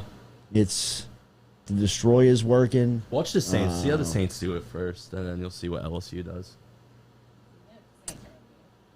I mean, the Saints, that's going to be a city mandate. I expect them to fall pretty quick. I mean, Latoya can't wait to tell the Saints fans that they can't go to the Dome again. Lock and key in her hand. I mean, she can't. Oh, you wanted this? It'll probably be the day that you get your season tickets in the mail. Like the day that you get your tickets officially as they come through.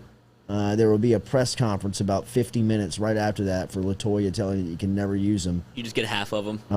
It feels like that it's going in the wrong direction, and I hate to think that that college football in the NFL is going to get swept up again in this. The NFL in another won't, season. probably. They fought through it last year, and they kind of provided a model which seemed to be successful with how they handled it by The kind Andy of... Reid mask. Yes, just letting him fog himself up. But they kind of, put it on like a rolling ticker of, all right, we can do this, now we can do this, and now we can do this. And maybe they scale it back from 100 to 60. Maybe it won't always just be empty. But I'm just trying to find something positive. I want to either I haven't empty or been full. to Tiger Come on in Stadium here. in far too long. Quit hovering. Yeah. Get in the show. Take your seat. Yes.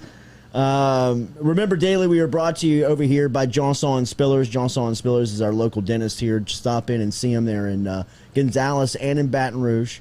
Baton Rouge on Perkins Road, and in Gonzales out there on Prepara Avenue. Stop in and see Johnson Spillers, as you can find them online as well. But some more on LSU football, just from what we picked up out there, and continue to tag along with our coverage, as Jack and Noah will be out there this afternoon. 4:15 is the availability today, so there will be much more social media coming out this afternoon with videos and pictures of things that's happening on the practice field. You know what? If there's anything that you're looking for specifically, and again, the way that this thing is set up with the practices is that the media is allowed a short window at the beginning to get in there and get any type of footage that you can grab, but look, LSU has you in socially distanced and kind of isolated areas of the practice field. So there's not an opportunity to get in close to the defensive group, the defensive line. The offensive line is tough to get to. That too. Allotted minutes. No. It's just really? It's like 20 minutes. It's just shorter and shorter. So, but if there's anybody, if there's any group, if there's any individual that you want us to focus on, because we're just kind of hitting the high points, all the true freshmen, obviously the quarterback and running backs, all the skill positions. And like I said, some areas on the field are tough to get to, but obviously we want to bring to you what that is you're looking for in this coverage. And obviously a lot of people just want LSU coverage. And people just want to see the gold helmets kind of going back and forth. And yesterday they got the full pads.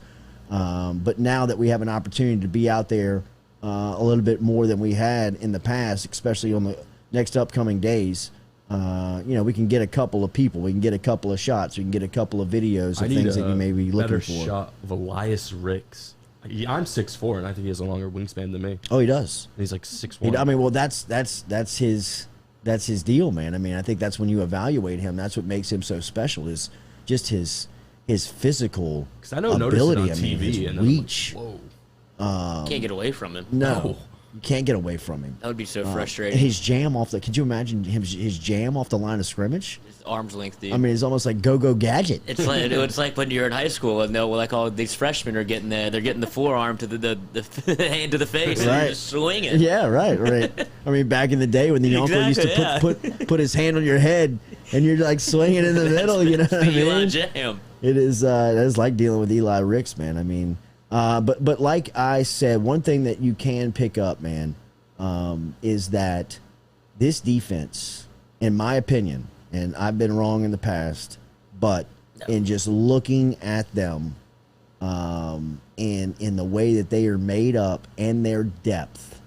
the depth is what stands out, is that they are championship level. I mean, to me, LSU, when you look at them this season, the reason why you have high expectation, I think, off of the top rope is because of the defense. I think that they have taken areas that they were maybe, needed some upgrade from last season, and they have done that, whether it's through the transfer portal or whether it's recruiting. I mean, you look at some of these linebackers. I mean, Bug Strong is going to play. Mike Jones is going to start. Baskerville being back out there. I mean, that was such a cause for concern when you were leaving that Ole Miss game last season, the last game of the year. If you were thinking down the road, what's LSU's linebackers going to look like next year? I mean, you were wondering who the walk-ons were. You were wondering who was going to have to transfer a position, who was going to have to move. And now they've taken that position and made it almost a strength on that side of the ball. Nothing stronger than the defensive backfield, though. No. I mean, D-line. I was going to say D-line. Their D-line is strong. But when you look D-line. out there and you see Stingley and Ricks, it doesn't matter.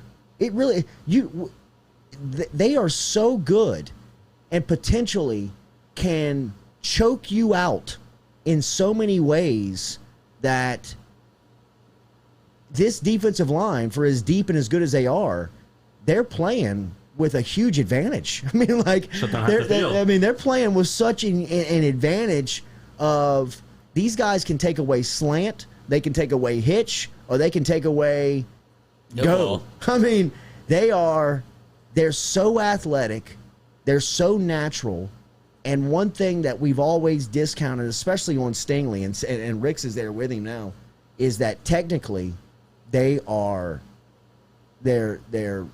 perfect. I mean, Stingley is technically, he's perfectly, fundamentally a robot. Sound. It is like a robot. That video that leaked of him working with the DB coach from, like, you know, the just footwork drill. Oh my God! And dude, his punch. You talk about like Eli Rick's ability to jam you on the line.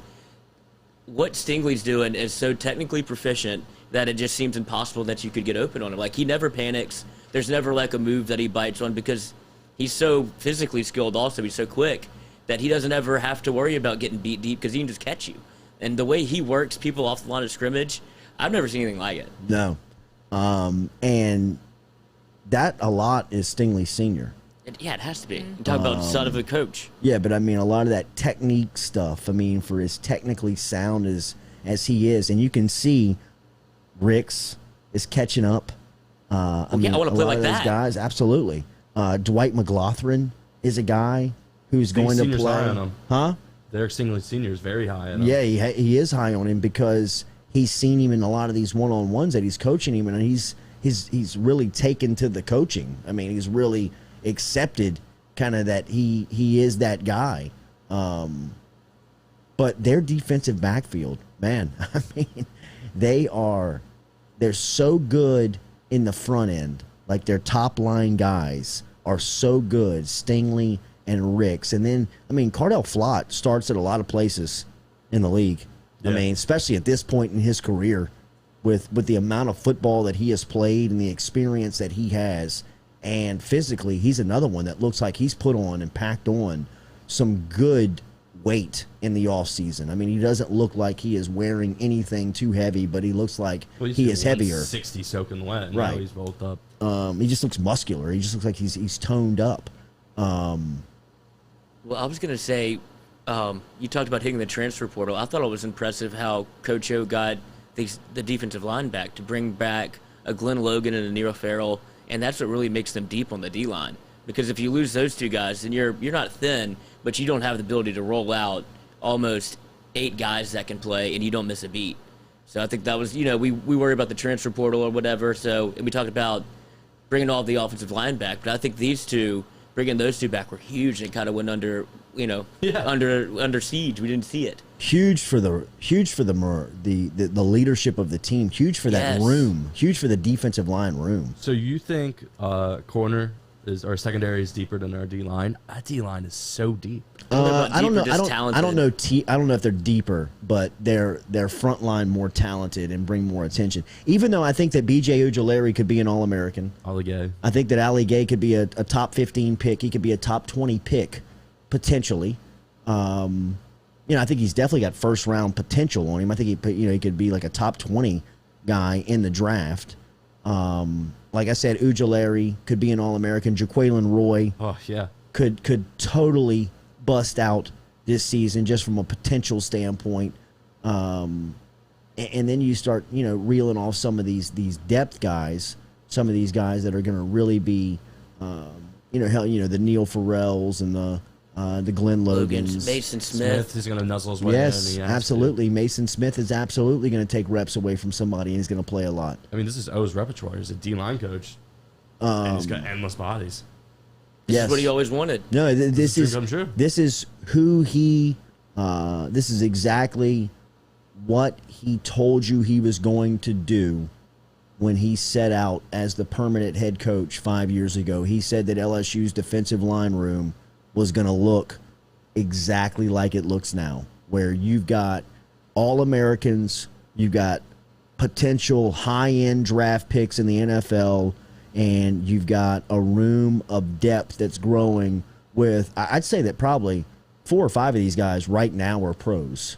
I mean, even Glenn Logan and Neil Farrell are going to get a spot and a shot in somebody's training camp. But when you start talking about Ojulari and Gay and Jaquelin Roy, we didn't mention Jacoby and Guillory, who seems like he's having a pretty good camp here early on. There's been some mentions of him. I'll have to see it to believe it before I can trust that he'll be out on the field. But he's another name and another body that you put in that mix that, you know, I mean, really could blow up.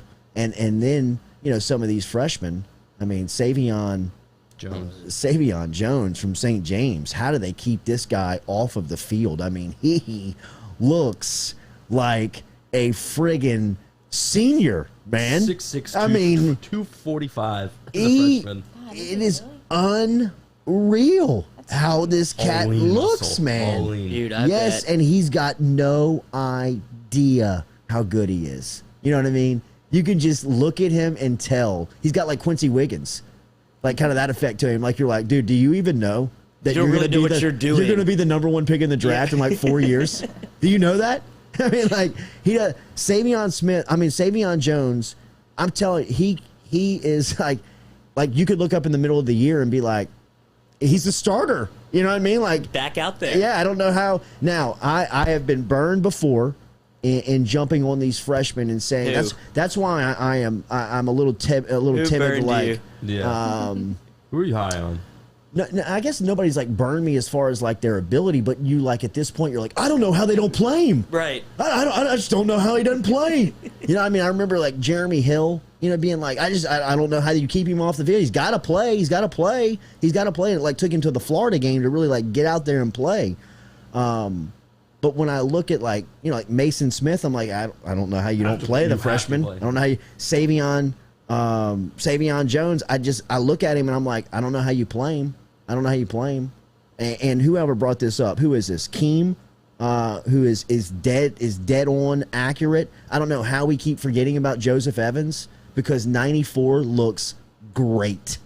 He looks like he is finally at a position where he is comfortable, and it's his time.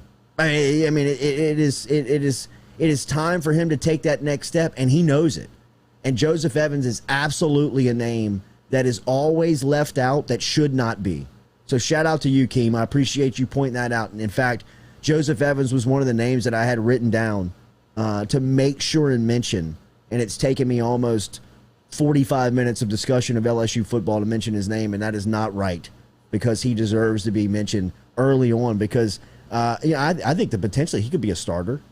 You know, if not, I mean, he's in the game in the second series. Well, you put 11 out there, cuz.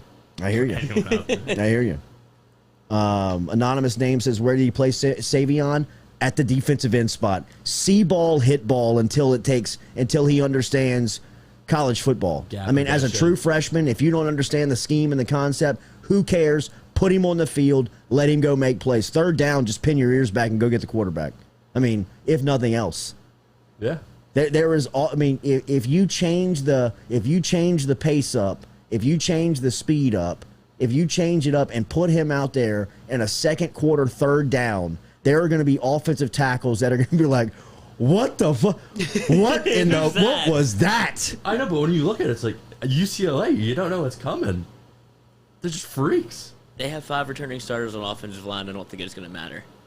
I don't think that they've gotten their hands on anybody like Jaquelin Roy or Ali Gay or Jones, Ojulari.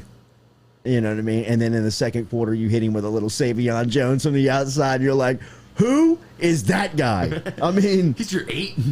He is, dude. They're stupid deep on the defensive line. So to answer your question, the defensive line is probably the deepest group on the team, but the defensive backs, the front line talent, is the best in the country. Wait, I think someone just said Savion Jones runs a 4.5 40. I believe it.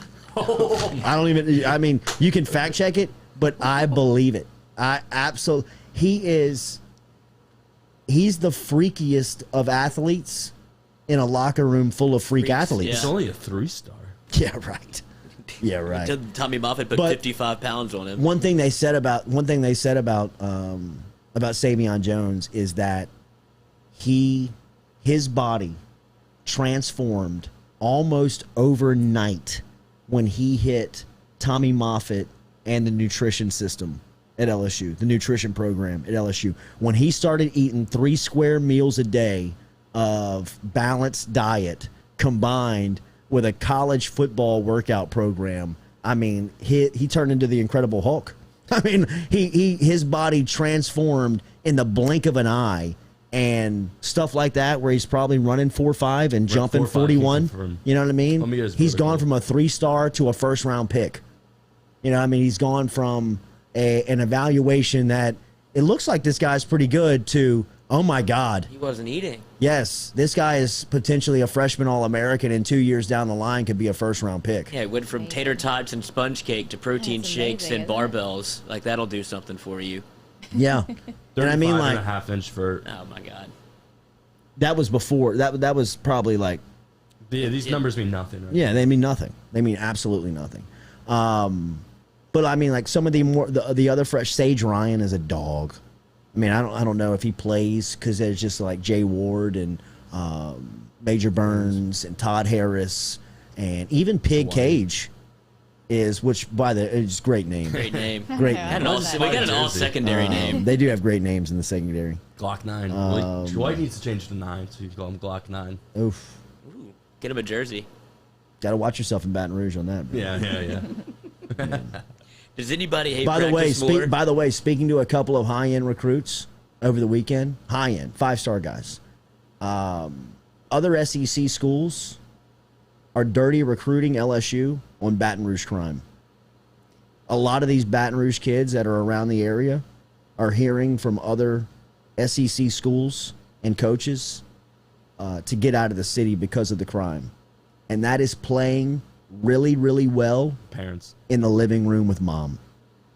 Not a lot of moms in the Baton Rouge and South Louisiana area want their superstar baby hanging out in the neighborhoods that are getting shot up every weekend. and not wrong. And I agree. Within the If other schools are recruiting you against that, that should tell you how bad it is. Because look, not a lot of people throw stones in glass houses at SEC schools, right? That's why you don't hear cheating allegations a lot. Nobody's going to tip off cheating allegations because, do you want us to crawl up over there? No. This house looks awfully familiar. But if they have the gall, if they have the courage, they must know that, I mean, their communities probably aren't crystal clear and aren't, ideal communities for nonviolence or no crime, but the crime and violence is so bad in Baton Rouge that SEC schools are recruiting against LSU with their hometown talent against it. God, that is such a shame. And heard that numerous times. I got told it last week and have now started to ask just some people that are in and around that world how much they hear that, whether it be the parents, the coaches, or the player.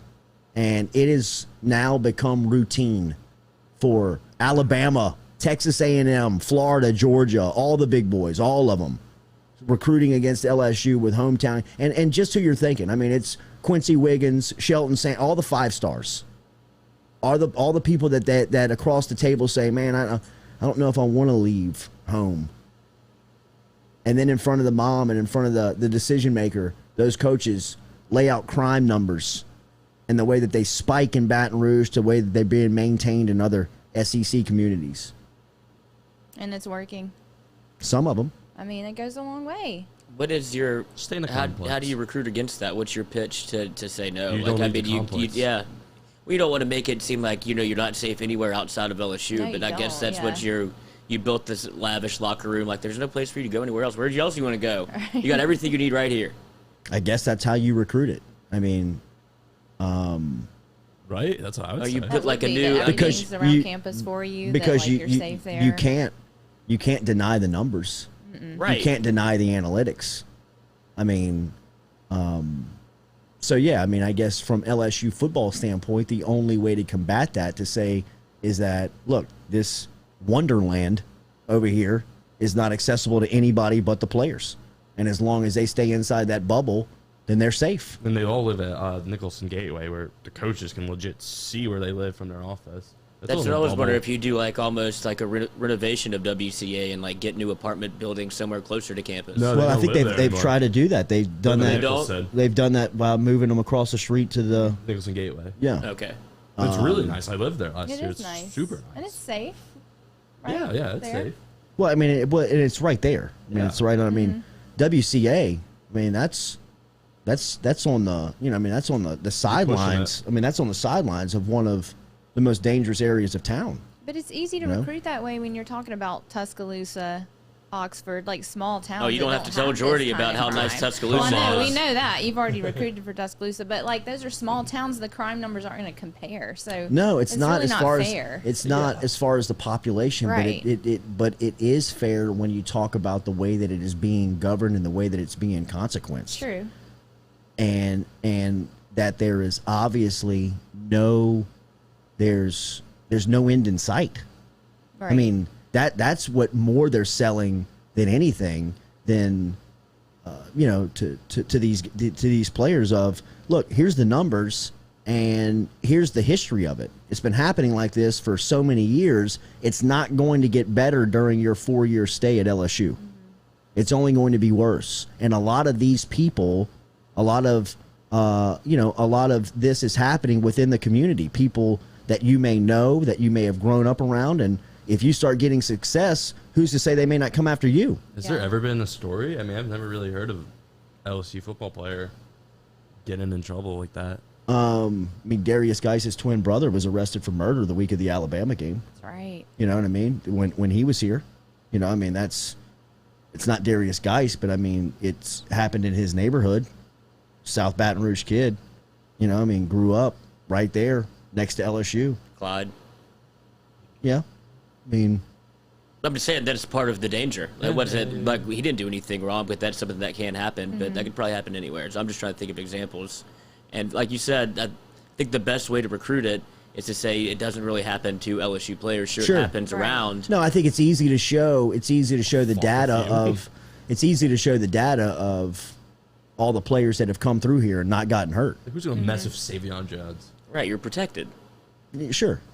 And I mean, like we've heard Tyrus Thomas, comes from that same area. I mean, there's a lot of times he's been in situations where he's had to defuse a lot of that stuff happening. I mean, he was walking down the street with $500,000 in his pocket. Thanks, Dan Rogers. That's awesome. Where's crime Starkville's bestiality? But I mean, that's proving the point. I mean, Yeah. that is some of the worst Yeah. crime That's there. That's what you're worried about. I mean, this is a capital city. I mean, like, Yeah. this is totally different than any of those towns. So it is unfair, I think, to recruit like that. Well, I mean, I like mean, the you crime is here, but this is a completely different college town than most SEC college towns. think a team. I mean, I know that they're not recruiting against Vanderbilt, but I mean Nashville. yeah. I mean, like to me, Nashville's a big Jesus. city, but to me, Athens is comparable in the sense of, you've got like Atlanta, like 45 minutes away, or about an hour away. Wait, they're trying to lump New Orleans into this category also? No, I didn't think so. Yeah, it's just all Baton Rouge. That's South Louisiana. All's fair in love and war, but Yeah. you just have to, now that you know, it's easy to put a plan in place. I mean, I guess Wade Sims would be an example Yeah. of somebody that had been, kind of a Baton Rouge kid that fell to Baton Rouge crime on a Baton Rouge campus. But, I mean, I just know that is now a recruiting tactic for other schools. When, I mean, They'll go to the lowest of lows. you It's rarely- I know, unbelievable. right? you rarely hear of other schools taking shots like that.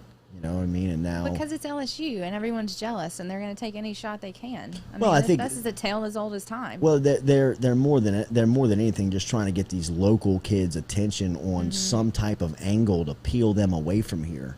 You know, I mean, there's so many recruiting stories to guys that knew they had Louisiana kids committed that were going to sign a letter of intent, but right when it got there to the 11th hour, somehow LSU or somehow somebody got to them and kept them in state. You know what I mean? There's just trying to find ways to get them out of here, to be able to comfortably make them leave. I mean, Saban has been the only guy that's really had any type of consistent pitch that has worked to Louisiana kids to get them out of the area. I mean, he's taken one from every community.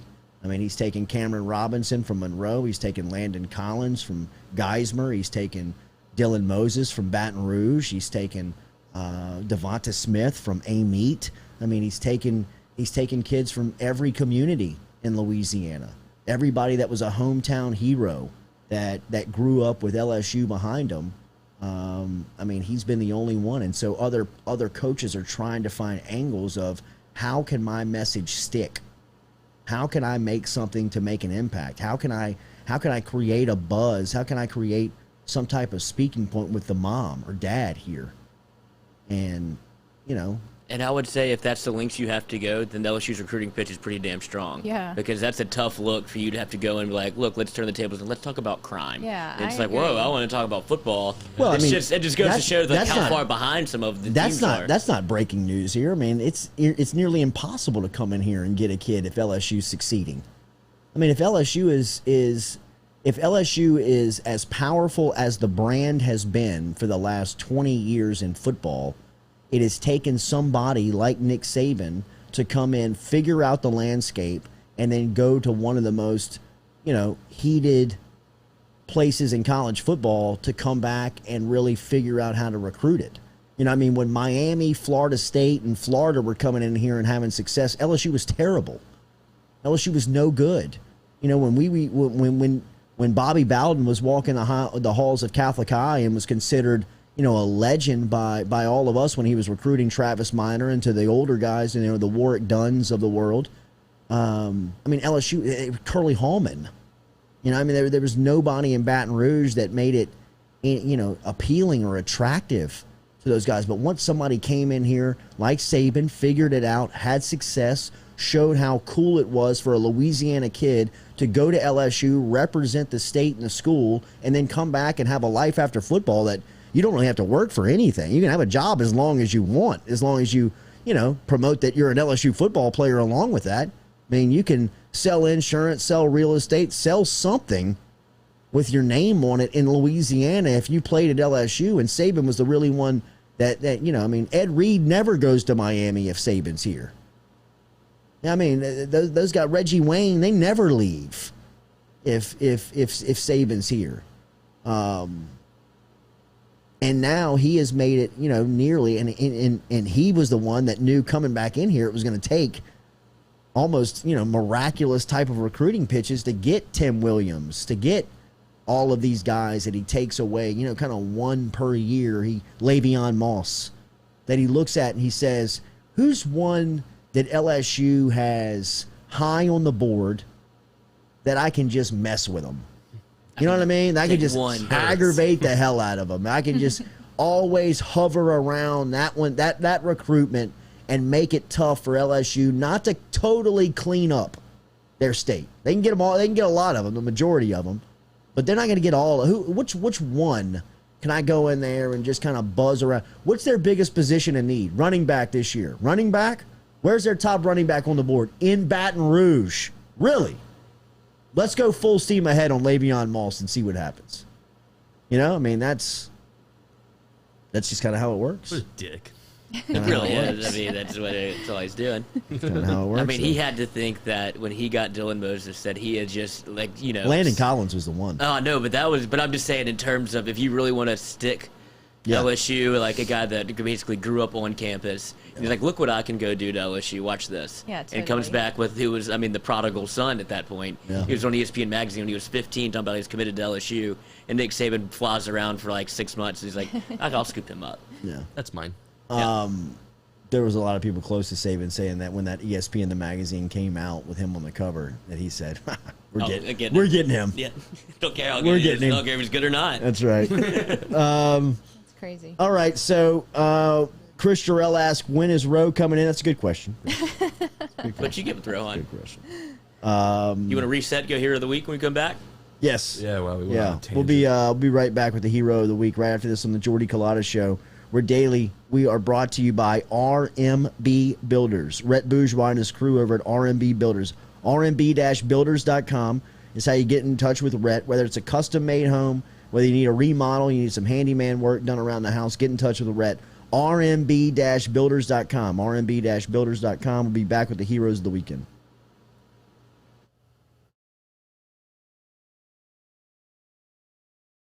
Are you self-employed? Then you need to learn about Angel Oak's Home Loans Bank Statement program that they're offering, which makes you eligible as a self-employed borrower to purchase or refinance a home without requiring a tax return. If you want to learn more, get in touch with me. Email me, Jordy@JordyCulottashow.com, to learn about the bank statement loan program offered by Angel Oak. Jordy@JordyCulottashow.com to learn more. Gearing up for spring and summer down here in South Louisiana, and you want to keep your lawn maintained during these sunny seasons, get in touch with our friend Blake Abear over at Abear's Lawn Maintenance, where he says, you grow it, I mow it. 225-485-8022. 225-485-8022 is where you can find Abear's Lawn and Maintenance, the official lawn and maintenance company of the undisclosed location.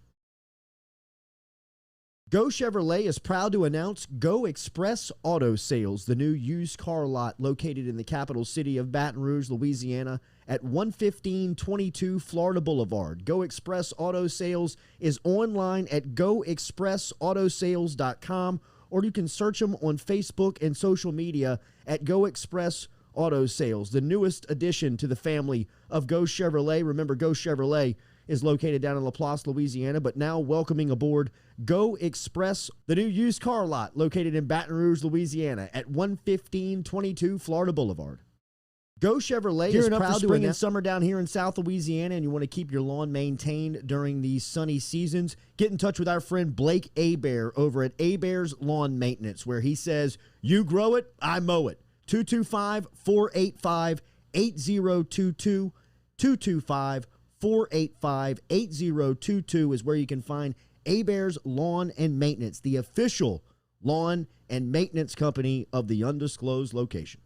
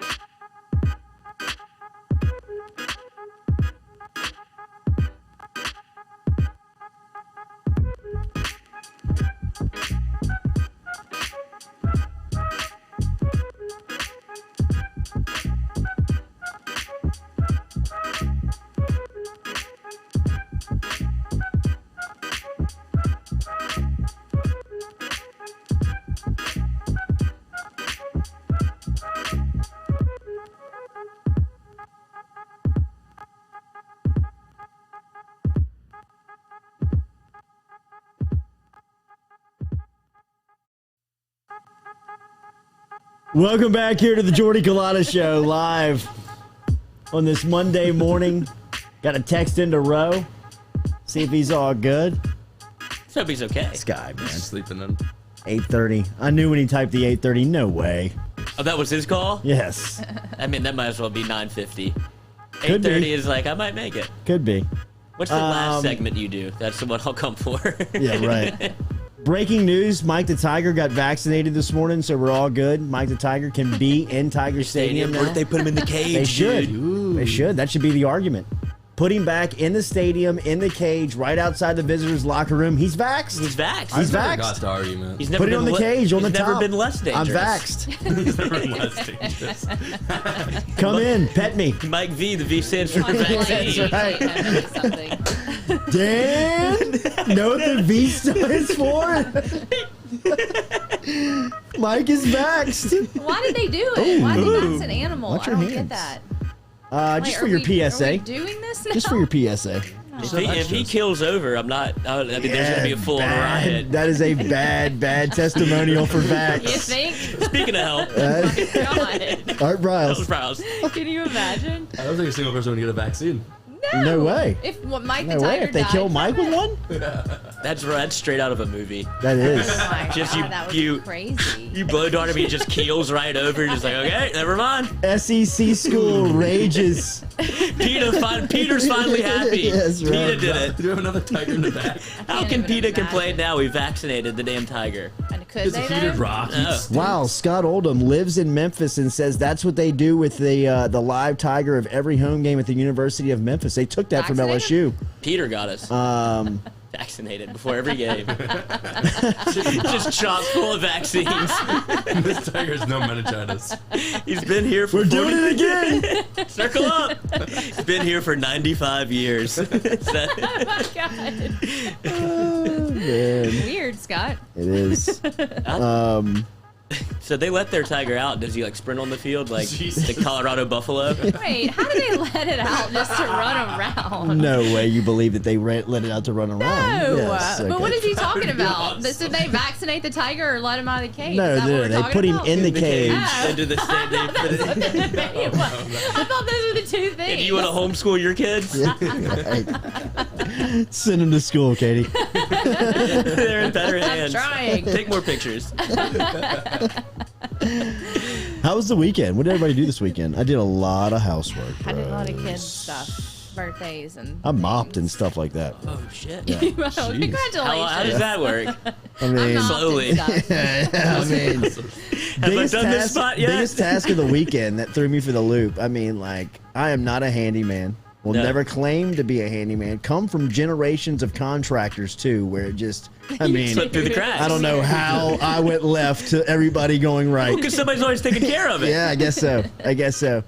But putting the filter on, I guess we'll call it the filter, but the silver, stretchy, slinky looking thing from the dryer to the vent going Oh, out, the Men in Black The thing. hose. where like you got to the, clip that thing on it, bro. It hose. was the hose. Thank you, Katie. That's what Thank they, you. yeah. Thank you. Oh. Bros before hose. Autumn hose. Which hose that? Yeah, right. What a task that was.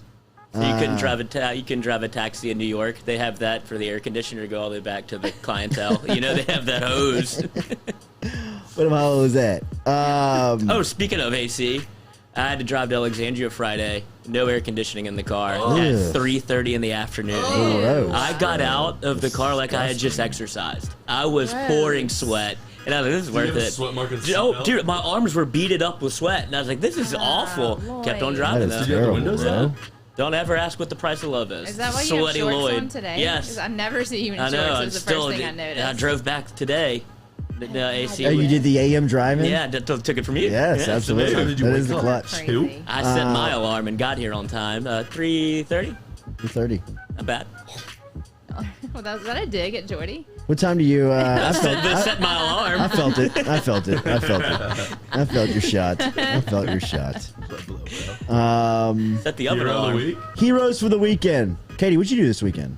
Kids. Kids. Anna Kate turned 15. One started school today. Practices. The 15-year-old I've didn't cried, seem like, all weekend. I think didn't seem thrilled you videoed They her, never her are. cake. She was like seemed like. I asked her before I posted that though. I did. Like, Okay. in front of all her friends. So a lot of She this approved is, it. "Mom, you're embarrassing me." Everything's embarrassing.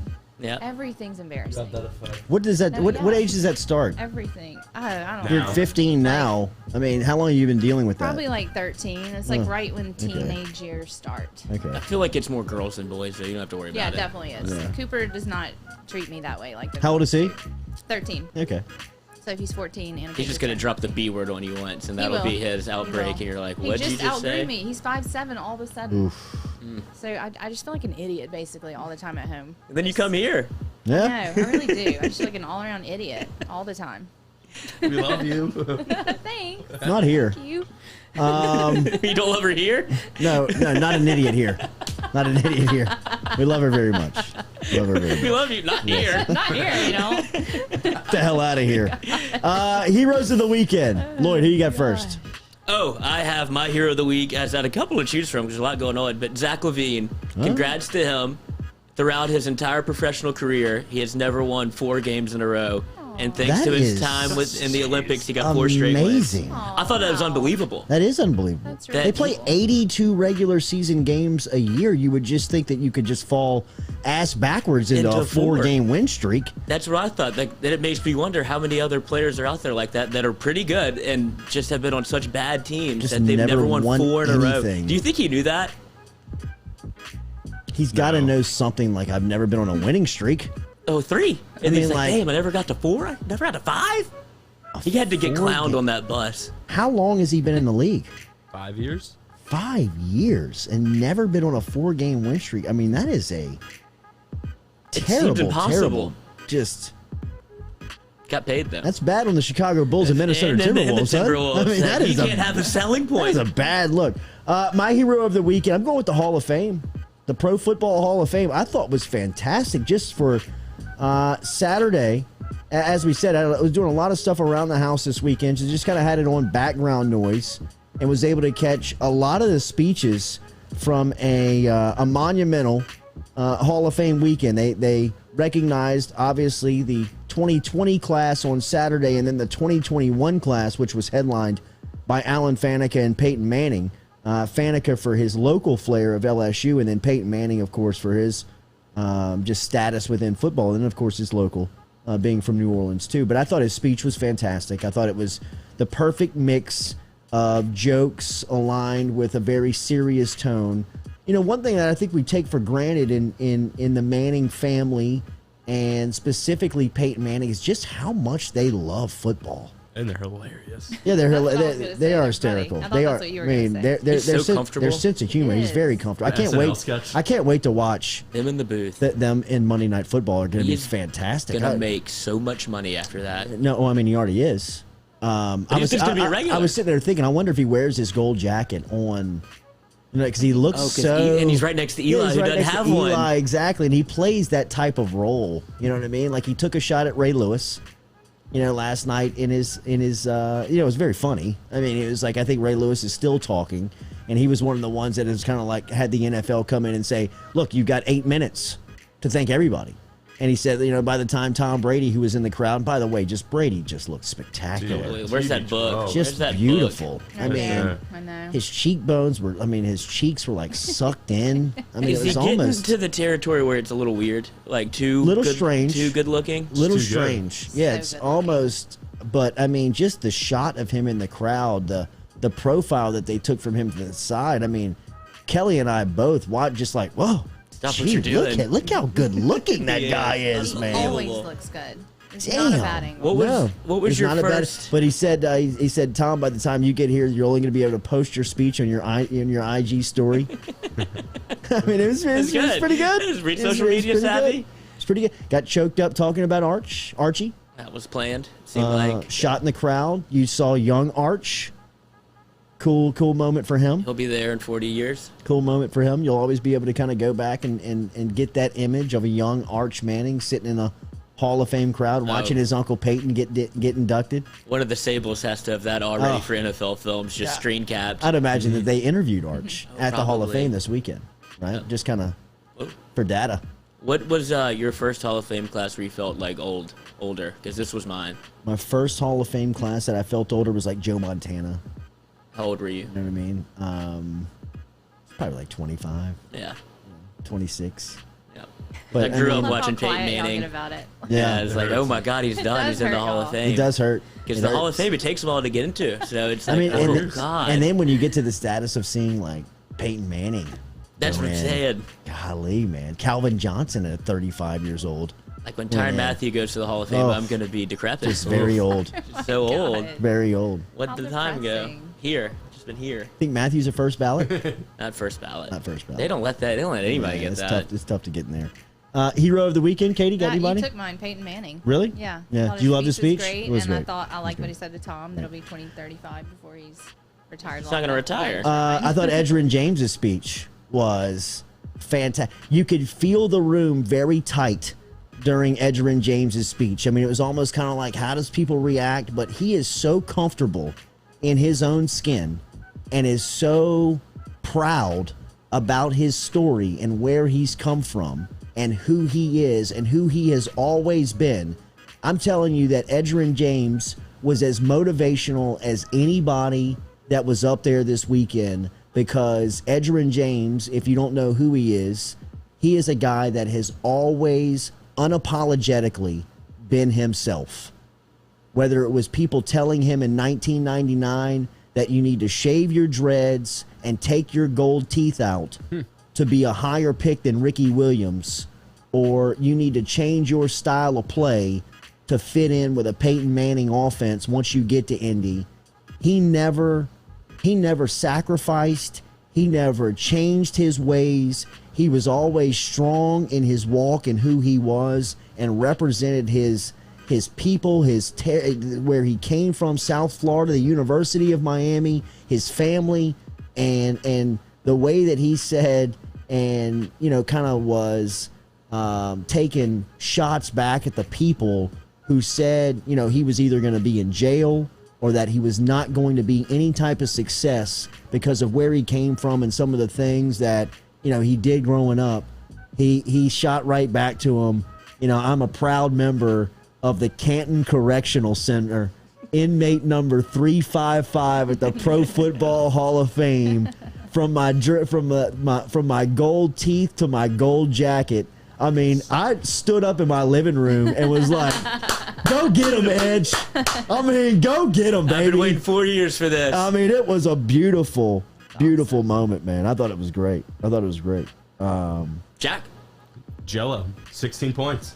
He's going to find a roster spot.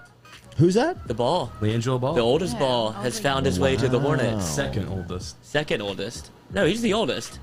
Yeah, no, he's the oldest. Is he the oldest? Yeah, he's the I oldest. just forgot. No, he's the oldest. Well, he. Which has got to be a terrible place to be, right? I mean, he had to call his brother to get a tryout on the team. You have to His imagine youngest that he brother. called LaMelo and was like, "Can you help me out here? Let me get a couple shots up." Get some food money. Well, he stole in China when he played for Yeah, UCLA. Just that's something right. so dumb. He could still be in jail. dumb. I watched a Yes. documentary about North Korea over the weekend. That place, I don't even feel comfortable talking about it right now because what they're doing over there is bizarre. He was in North Korea when he did No, he's that? in China. Okay, I was but about to they're, say. they How did he run get out of insane. there? That's where he could still be in jail. I think they had to pull a lot of strings. How did they? Absolutely. Who? I mean, did LeBron get him out? How did There's they no get him out? telling. I think it was I like don't a know. combination of like UCLA and they kicked him off the team after, but he's still like a $15 pair of sunglasses. Like not worth it. Nick Williams says he's the middle kid. Is he the middle? Oh, Wow, Jack. Yeah. Score a 3-pointer for the big sorry, fella. Jack. I know. So who's the oldest? It's got to be Lonzo. It's Lonzo. Lonzo's the oldest. Maybe LaMelo. Just LeAngelo. And Just then looks they'll like all the three will be oldest. in the NBA. My next hero of the weekend, Greg Dykman, got called up by the Chicago Cubs to Got a Wrigley hit. Field. Great image came out. He's lined up in right field with an LSU flag hanging over the Wrigley bleachers, the bleacher creatures in right field. Have an LSU flag hanging over with Dykman in the foreground. Dykman went 1 for 5 on his call up, but good to see him out. Get to the call to the show, playing at Wrigley Field over the weekend. So that was I think we did a it cool all moment wrong. for him. The hero of the week's Mickey Joseph. Unbelievable, man. He's how many awesome. How many clicks did he get on that thing? Were we up to like 23,000? Something ridiculous. Mickey Joseph, if you haven't seen it yet, Watch it. the first LSU football practice, Mickey Joseph is telling somebody to get their hands off of the helmet. And he does it in just like 1980s coach on the field. Get your motherfucking hands off your motherfucking. I mean, it is like go so again. just wow. Show him you're tired. Wow. It was a throwback to high school football. I mean, that is a throwback. I didn't know that you could still talk to players like that anymore. I mean, really. Kids are so. I mean, they're. You hear so many stories about how like you got to keep the music playing and nobody can tell you how they really feel during the. I mean, Mickey Joseph got in somebody's ass. I mean, have we still not confirmed who that was? No. I've heard a couple of rumors. I don't know who the player. He was going off for like 4 minutes, and I just was able to get that clip. All drill. I don't know if LSU likes that. Did you ever get the hand? I never got the hands on the head helmet. I got thing. the hands on the knees. And Yeah, sure. What's the problem with that? I don't. It's supposed to help you breathe. They don't want you to be able to breathe. We would go hands on knees, and they say, "Ain't no air down there. I don't know what you're doing." Yeah, you're right. showing your opponent and you're tired, and we're taking souls. But this is That's why. the helmet's just not comfortable. I know. No. But Down here, showing. it's nice. Right. It's the mental war. Right. Do you remember the worst you've ever been chewed out? I have And a I- story of and I- yes. I mean, yeah. I can't. I'll say it. I told my coach we had a Wow. very back and forth relationship. He hated me, I hated him, but we loved each other type deal. Sure. And he had a little scar on top of his Very head. typical coach-player relationship. Yes, and I had to get one more word in, as always. Oh, and I was like, is that Lloyd. where they What a failed the shithead. abortion on top of his little scar? Lloyd. And I had to run. He Lloyd. was died laughing. Lloyd. And he's Lloyd. like, you got to go. And I was like, I'll see y'all after Lloyd. practice. It was all practice. Lloyd. Boy. Worth it. I was like, it's worth it. If it was worth it, then good for you. How old were you? 17. What an asshole. Yeah, no. It was. I can't help it. What an asshole. What? Yeah. Sorry, Freddie. You still out there kicking? Yeah. Alex Adams is the rumored player that I've heard your guy. routinely that they've gone that's who Mickey Joseph was going after. Is that right? Number 12 was it number 12 when he was looking at him? Wait, It was what's to everyone in What's that the worst show, you man. got from a coach? Because I'd imagine you have the same problem. Yeah, but it was never anything like that, surprisingly. I mean, I remember in a game my sophomore year, me and, or maybe my junior year, me and my buddy Russ Carpenter were talking like on the sideline, and all we hear from the sideline is timeout, timeout. They were calling the punt team. We're too short. We only got 9. Call a timeout. And me and Russ are like looking at each other. We're like, The fuck? is that the punt team? Like, who are we missing? The same thing. Carpenter and Culotta. Take off. I mean, like it was like a spring game. There's nobody there. You know what I mean? Like your parents and all your family are sitting like 3 rows back. Everybody can hear everything that's happened on the sideline. Like, you two slap dick motherfucker. Every time. Usual suspects, coach. Guess, if you had to guess who was missing, coach, who would you say it would be? Carpenter and Culotta? You'd be right, coach. Tell these assholes to take off. I mean, Same thing happened to me. Yes, I believe it. We were running practice and we were running like plays in and out. They had somebody else in, and they just like popped for like they ran like 3 plays in a row, and I was just turning and talking to my buddy. And I look, and they're 50 yards down the field going, "Where's Courtney? Yeah. Where's Courtney?" Yeah. I was just standing in the end zone still. I was like, "Oh God, Yeah. let me run up here." It's like, "Well, don't bother now." Right. Okay. And I got the where do you want to go? What do you want to be? Ass chewing after that. You know what I mean? Like, What are we doing here? right. Like brought into the office, kind of like everybody had left. Like, hey, Culotta, hang back for a minute. Hit that door. Like, damn it. You know what I mean? And it starts off very calm, cool. You know what I mean? Like, yeah. Have you really kind of been wondering where you're going now that you're here? You know what I mean? Like, oh yeah, coach. I mean, bonfire tonight. You know what I mean? Like, What are you doing? You get to wear jerseys out. right. And then to the like standing over you, like barking down you, pointing at you, like, people have made sacrifices and you don't have any gratitude. You could be a player here. Yeah, right. What do you wanna do? Yeah, exactly. Exactly. It's up to you. It's everybody else's fault, right? Right. Right? Blame everybody else. Never Culotta. Yeah. Your mom was late, right? Your mom was the one that was late.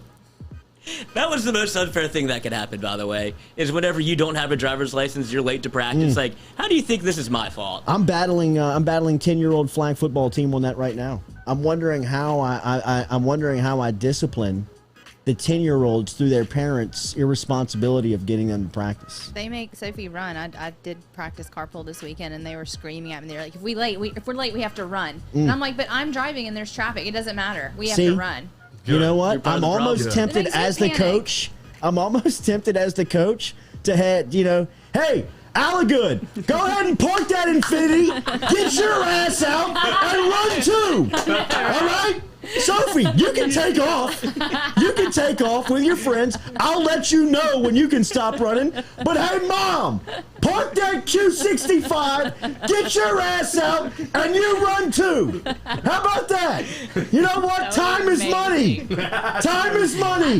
I'd do it. I'd jump out and do it. So funny. I mean, what would happen if I do that to one of my 10-year-old moms this afternoon? They would stop the car and run. Yeah. You think? I think you'd get them one time. I mean, dynasty, man, you gotta. we're trying to win. What do y'all want to do What here? are we doing here? You know what I mean? The first rule is we're going to have fun. Ain't nobody had fun losing. You know what I mean? We're going to have fun. I promise we're going to have fun, but we're going to have fun winning. Because ain't nobody had fun losing. And if we keep missing practice as 10-year-olds, we're going to get beat. Hey, parents, I got a kid too. Right. I'm here. Everybody huddle up. That means you too, parents. Huddle in. Huddle up. Are we going to buy in? Where's the buy-in? Top down. What's the buy-in level here? Because I know my Sundays are giving up. You know what I mean? I know I'm scripting plays in the middle of the night. You can't sleep. It's true. Where are you? You know why Timby can't play? Because your mom can't get you here. That's right. Don't bitch at me about playing Diane's time. fault. Because Diane can't get you here on time. Diane, shopping online. Did you get the curtains, Diane? Everybody wants to know. Please do it. Park the car, Katie. Run your sprints. Would you run them? I would. Oh, there It you would go, be coach. my fault. You would There you be go, so Coach. taken aback. Like, the Yes, kids sir. were on me telling me, and that's what they're trying to do, is make the kids responsible enough. Absolutely. Get here, get your But mom to really get what you they're here. trying to do is they're trying to strike the fear of God in your kids. Yeah. That way, 30 minutes before practice, you're like, Mom, load up. Let's get there. Yeah, and that's Let's what they get there. did. It's good coaching. It I mean, is. really. I'm It's not great mad about coaching. it, I but respect that's what it. they do. Look out for Episcopal. Dynasty coming in cross country. You got parents running. Any more heroes? Oh, I was going to give one to the guy Go that ahead. designs the bust for the NFL Hall Yes. of Fame. Oh. He's been doing some excellent work lately. Got Troy Polamalu's hair. Perfect. And then Edgerrin James. Edgerrin James and Ed Reed was the one that made me really think about it. Ed Reed was great. I thought John Lynch looked like a perfectly put together John Lynch. I mean, he looked Jaw. like exactly like himself. Did Peyton some favors with the forehead. Helped him out a little bit. And I thought Struck it. Archie took a shot. Yeah. As soon as they unveiled the bust, Archie kind of put his hand on his forehead and was kind of like, that's not legit. Get down here, son. Yeah, right. I can usually put both hands on that forehead. Hey, I know the feeling. Yeah, bro. Nothing says getting old like that receding hairline. Mine doesn't Lizzie. recede. I just have a huge forehead. You do have a huge forehead, but do you have any wingtips back there? What does I that mean, mean? you got a straight edge across the front. You got no. Yeah. That's good. You got a little dippage back there on That's the, on a the left cowlick. side. That's Yeah, a cowlick. like a little That's a dip, cowlick. little dip, That's how little it goes dip, like little that. dip. Yeah, You know? yeah, you'll be all right. I have had You'll some be all days right. where I thought I was thinning, but How's the crown? Trump's good. Oh, you're You great, got a lot bro. of hair. I Yeah, think you're you're great. fine. You're You're great. good, you're I good. mean, by the time, what are you, 28? 29. Oh, I hate to say that you're in the clear, but I think you're in the clear. I think I'm in the clear. I mean, when I was 27, 28, 29, I remember waking up to like almost like, I know this sounds sickly, but I'm not, like clumps of Dude, hair. what? You know what I mean? Like it would be like hair. Like I'm losing my hair. Like Yeah. I'm losing Dying? my How hair. much? Just enough to be Like- worried. You know what I mean? Like it would be no, it wouldn't be like that. It wouldn't be like clumps on the ground. It would be just like your pillow would be kind of like you got a haircut. You know what I mean? Kind of And like you don't have any pets, so there's no, like pets. excuses. No pets. No pets. Oh man, that's a tough one. It was tough, bro. It was tough. Did you go straight for the alopecia? Herpes. Herpecia. What's alopecia? That's a disease. That's a disease, It's yeah. like no hair, I think. I remember I did it for like 2 months, but at that point, I'd lost the war. You know what I mean? And I am skeptical by nature, and I don't believe any of that shit works. I just don't. I don't believe. Sophie's I don't believe dad that you did can. it, I don't and it believe that you worked. can take a pill and you can keep your hair. Maybe you can. And it grew a lot of his back, like in Really? his receding area. What? I swear. Really? Alopecia, yeah. It really Like did. thick It It hair. wouldn't still be around I if mean, it didn't work. hair, like it was falling out. And See, then but it I quit, think that and then that it is grew an back. industry that you can hoodwink everybody Totally. because it's such an insecure moment for They're people. looking for anything. For people with hair losing their hair. Because Lizzie, I had a head of hair. I remember, like when I was growing, they'd be like, "You're never gonna lose your hair." Yeah, nice. You know what I mean? I remember they run their hands through my hair. They'd be like, "He'll never lose his hair." You know what I mean? And then Nice you start thick Italian head. Yeah, right. Big old thick head of hair, bro. It happens. And you start losing it, man. And I mean, you know, your confidence, your security, you become very insecure. So I mean, I think that you could hoodwink a crowd to say, "Hey, take this pill and you'll be good. You'll have a head full of It'll hair. be right back." I'll do whatever. You know what I mean? I'll do whatever. I'll pay whatever I got to do. Give me my hair back. So, you know, maybe it does work. I don't think it works for everyone. I Just like worked nothing for works for somebody that took hair off of his ass and put it on his head. Did that work? It's Stop. weird. I They mean, grow the same? Ew. I mean, you've seen him on billboards all over town. Is it like curly ass hair? You know what I On mean? his head? Nice. You know what I mean? I mean, he's got fake hair, but you got to take that hair from some spot. Ass You know hair. what I mean? I don't think it's ass hair. I just think it's like lower back hair. It's not. You know what It I has to mean? be. It has to be from your head. It is from your head. It's right under here. And they just take it from the back. Oh, so the ass of your head. The ass of your head. Okay. All right, sorry. I think your Already hair just starting totally rumors out grows here. differently. You know what I mean? Really are. So the ass of your head. That is a bad head. The picture You know what I heard about Yeah, it? He's right. got ass hair on his Old head. ass head. Really is an asshole. Who's that dickhead over there? Oh my god. Take it from his ass. How did we get here? So you can take a pill. You can take a pill and your hair will grow back, like legitimately. Yes, I don't know if everyone has that happen for them, but for him it did work. I think it doesn't I take. want my 20-year-old head of hair. I just don't want hair back. If I want my hair, if I'm getting my hair back, Oh well, I I don't want think my, that's gonna like, happen. I think you gotta get locks. ass hair to do that. nah, I'm out. So I'm out, you know, man. depends I'm on out. what's important to you. Patrick Kimmery, use your imagination, buddy. What would you grow it out if you could? Like, what style would I go if I had Yeah. hair? Probably. 40? Okay. I don't know, but 40-year-olds with long hair. Well, no, I mean, That when you would be say grow out, I awesome. mean, like, I'm not growing it down to my like to the middle of my back. What do you mean? Like this? No, I'm growing a longer head of hair. You know what I mean? Like, I'm definitely not paying attention to Catholic school rules anymore. Yeah, there we go. You know what I Okay, mean? now- Like, I'm letting it grow. I'm letting it grow. Now you get it. Man bun? Oh, No. dude. One, jeez. Good. Why not? What's wrong with Oh, I couldn't do it. It's too thick.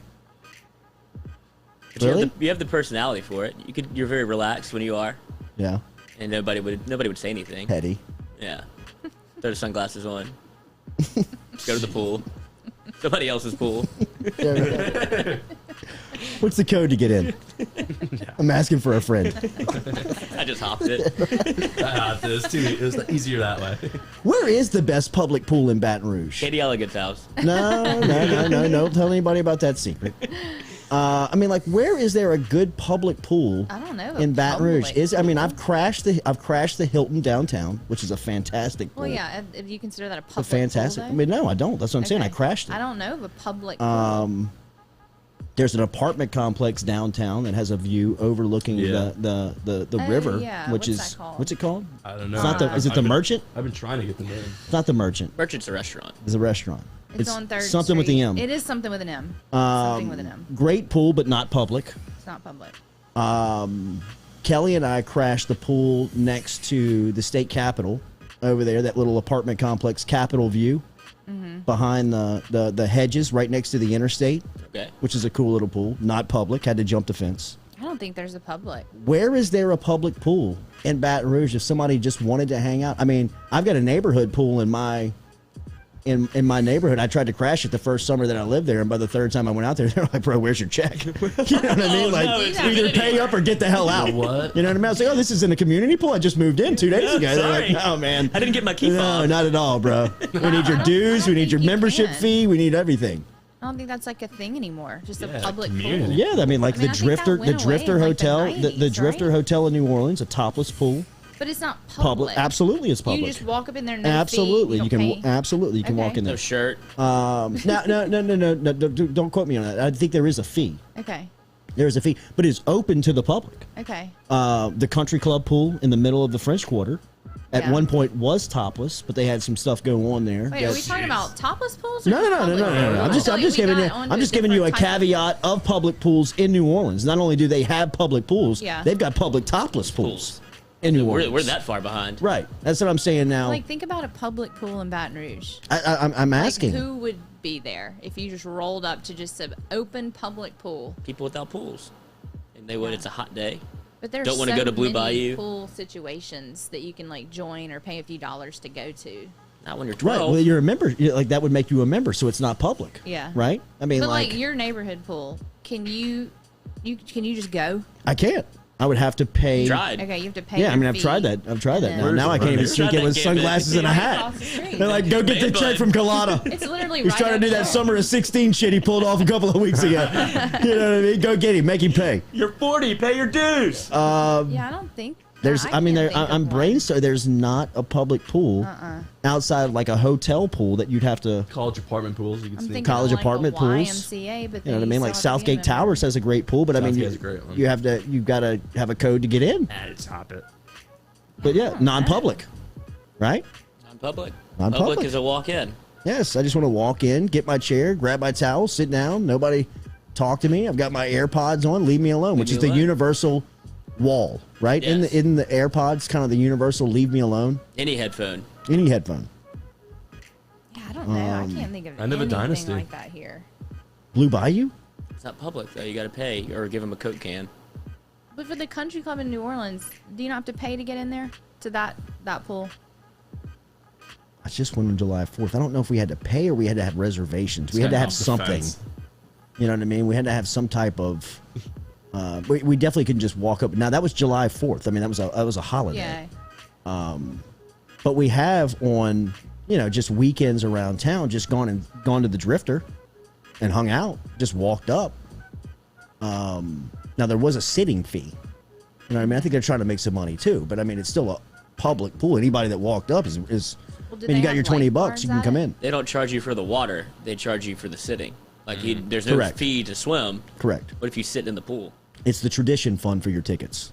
Okay. Right. Oh yes. You know what I mean? Somehow we have to make money off of this. Yeah. Here we go. You know what I'm It's a saying? fee. Like, right. Who's this going to? We're gonna call this a chair fee. yeah. Well, yeah, they do. I guess they clean Cough the it up. pool Yes. and everything. I mean, everywhere's got to have some kind of fee. Do you have your 35?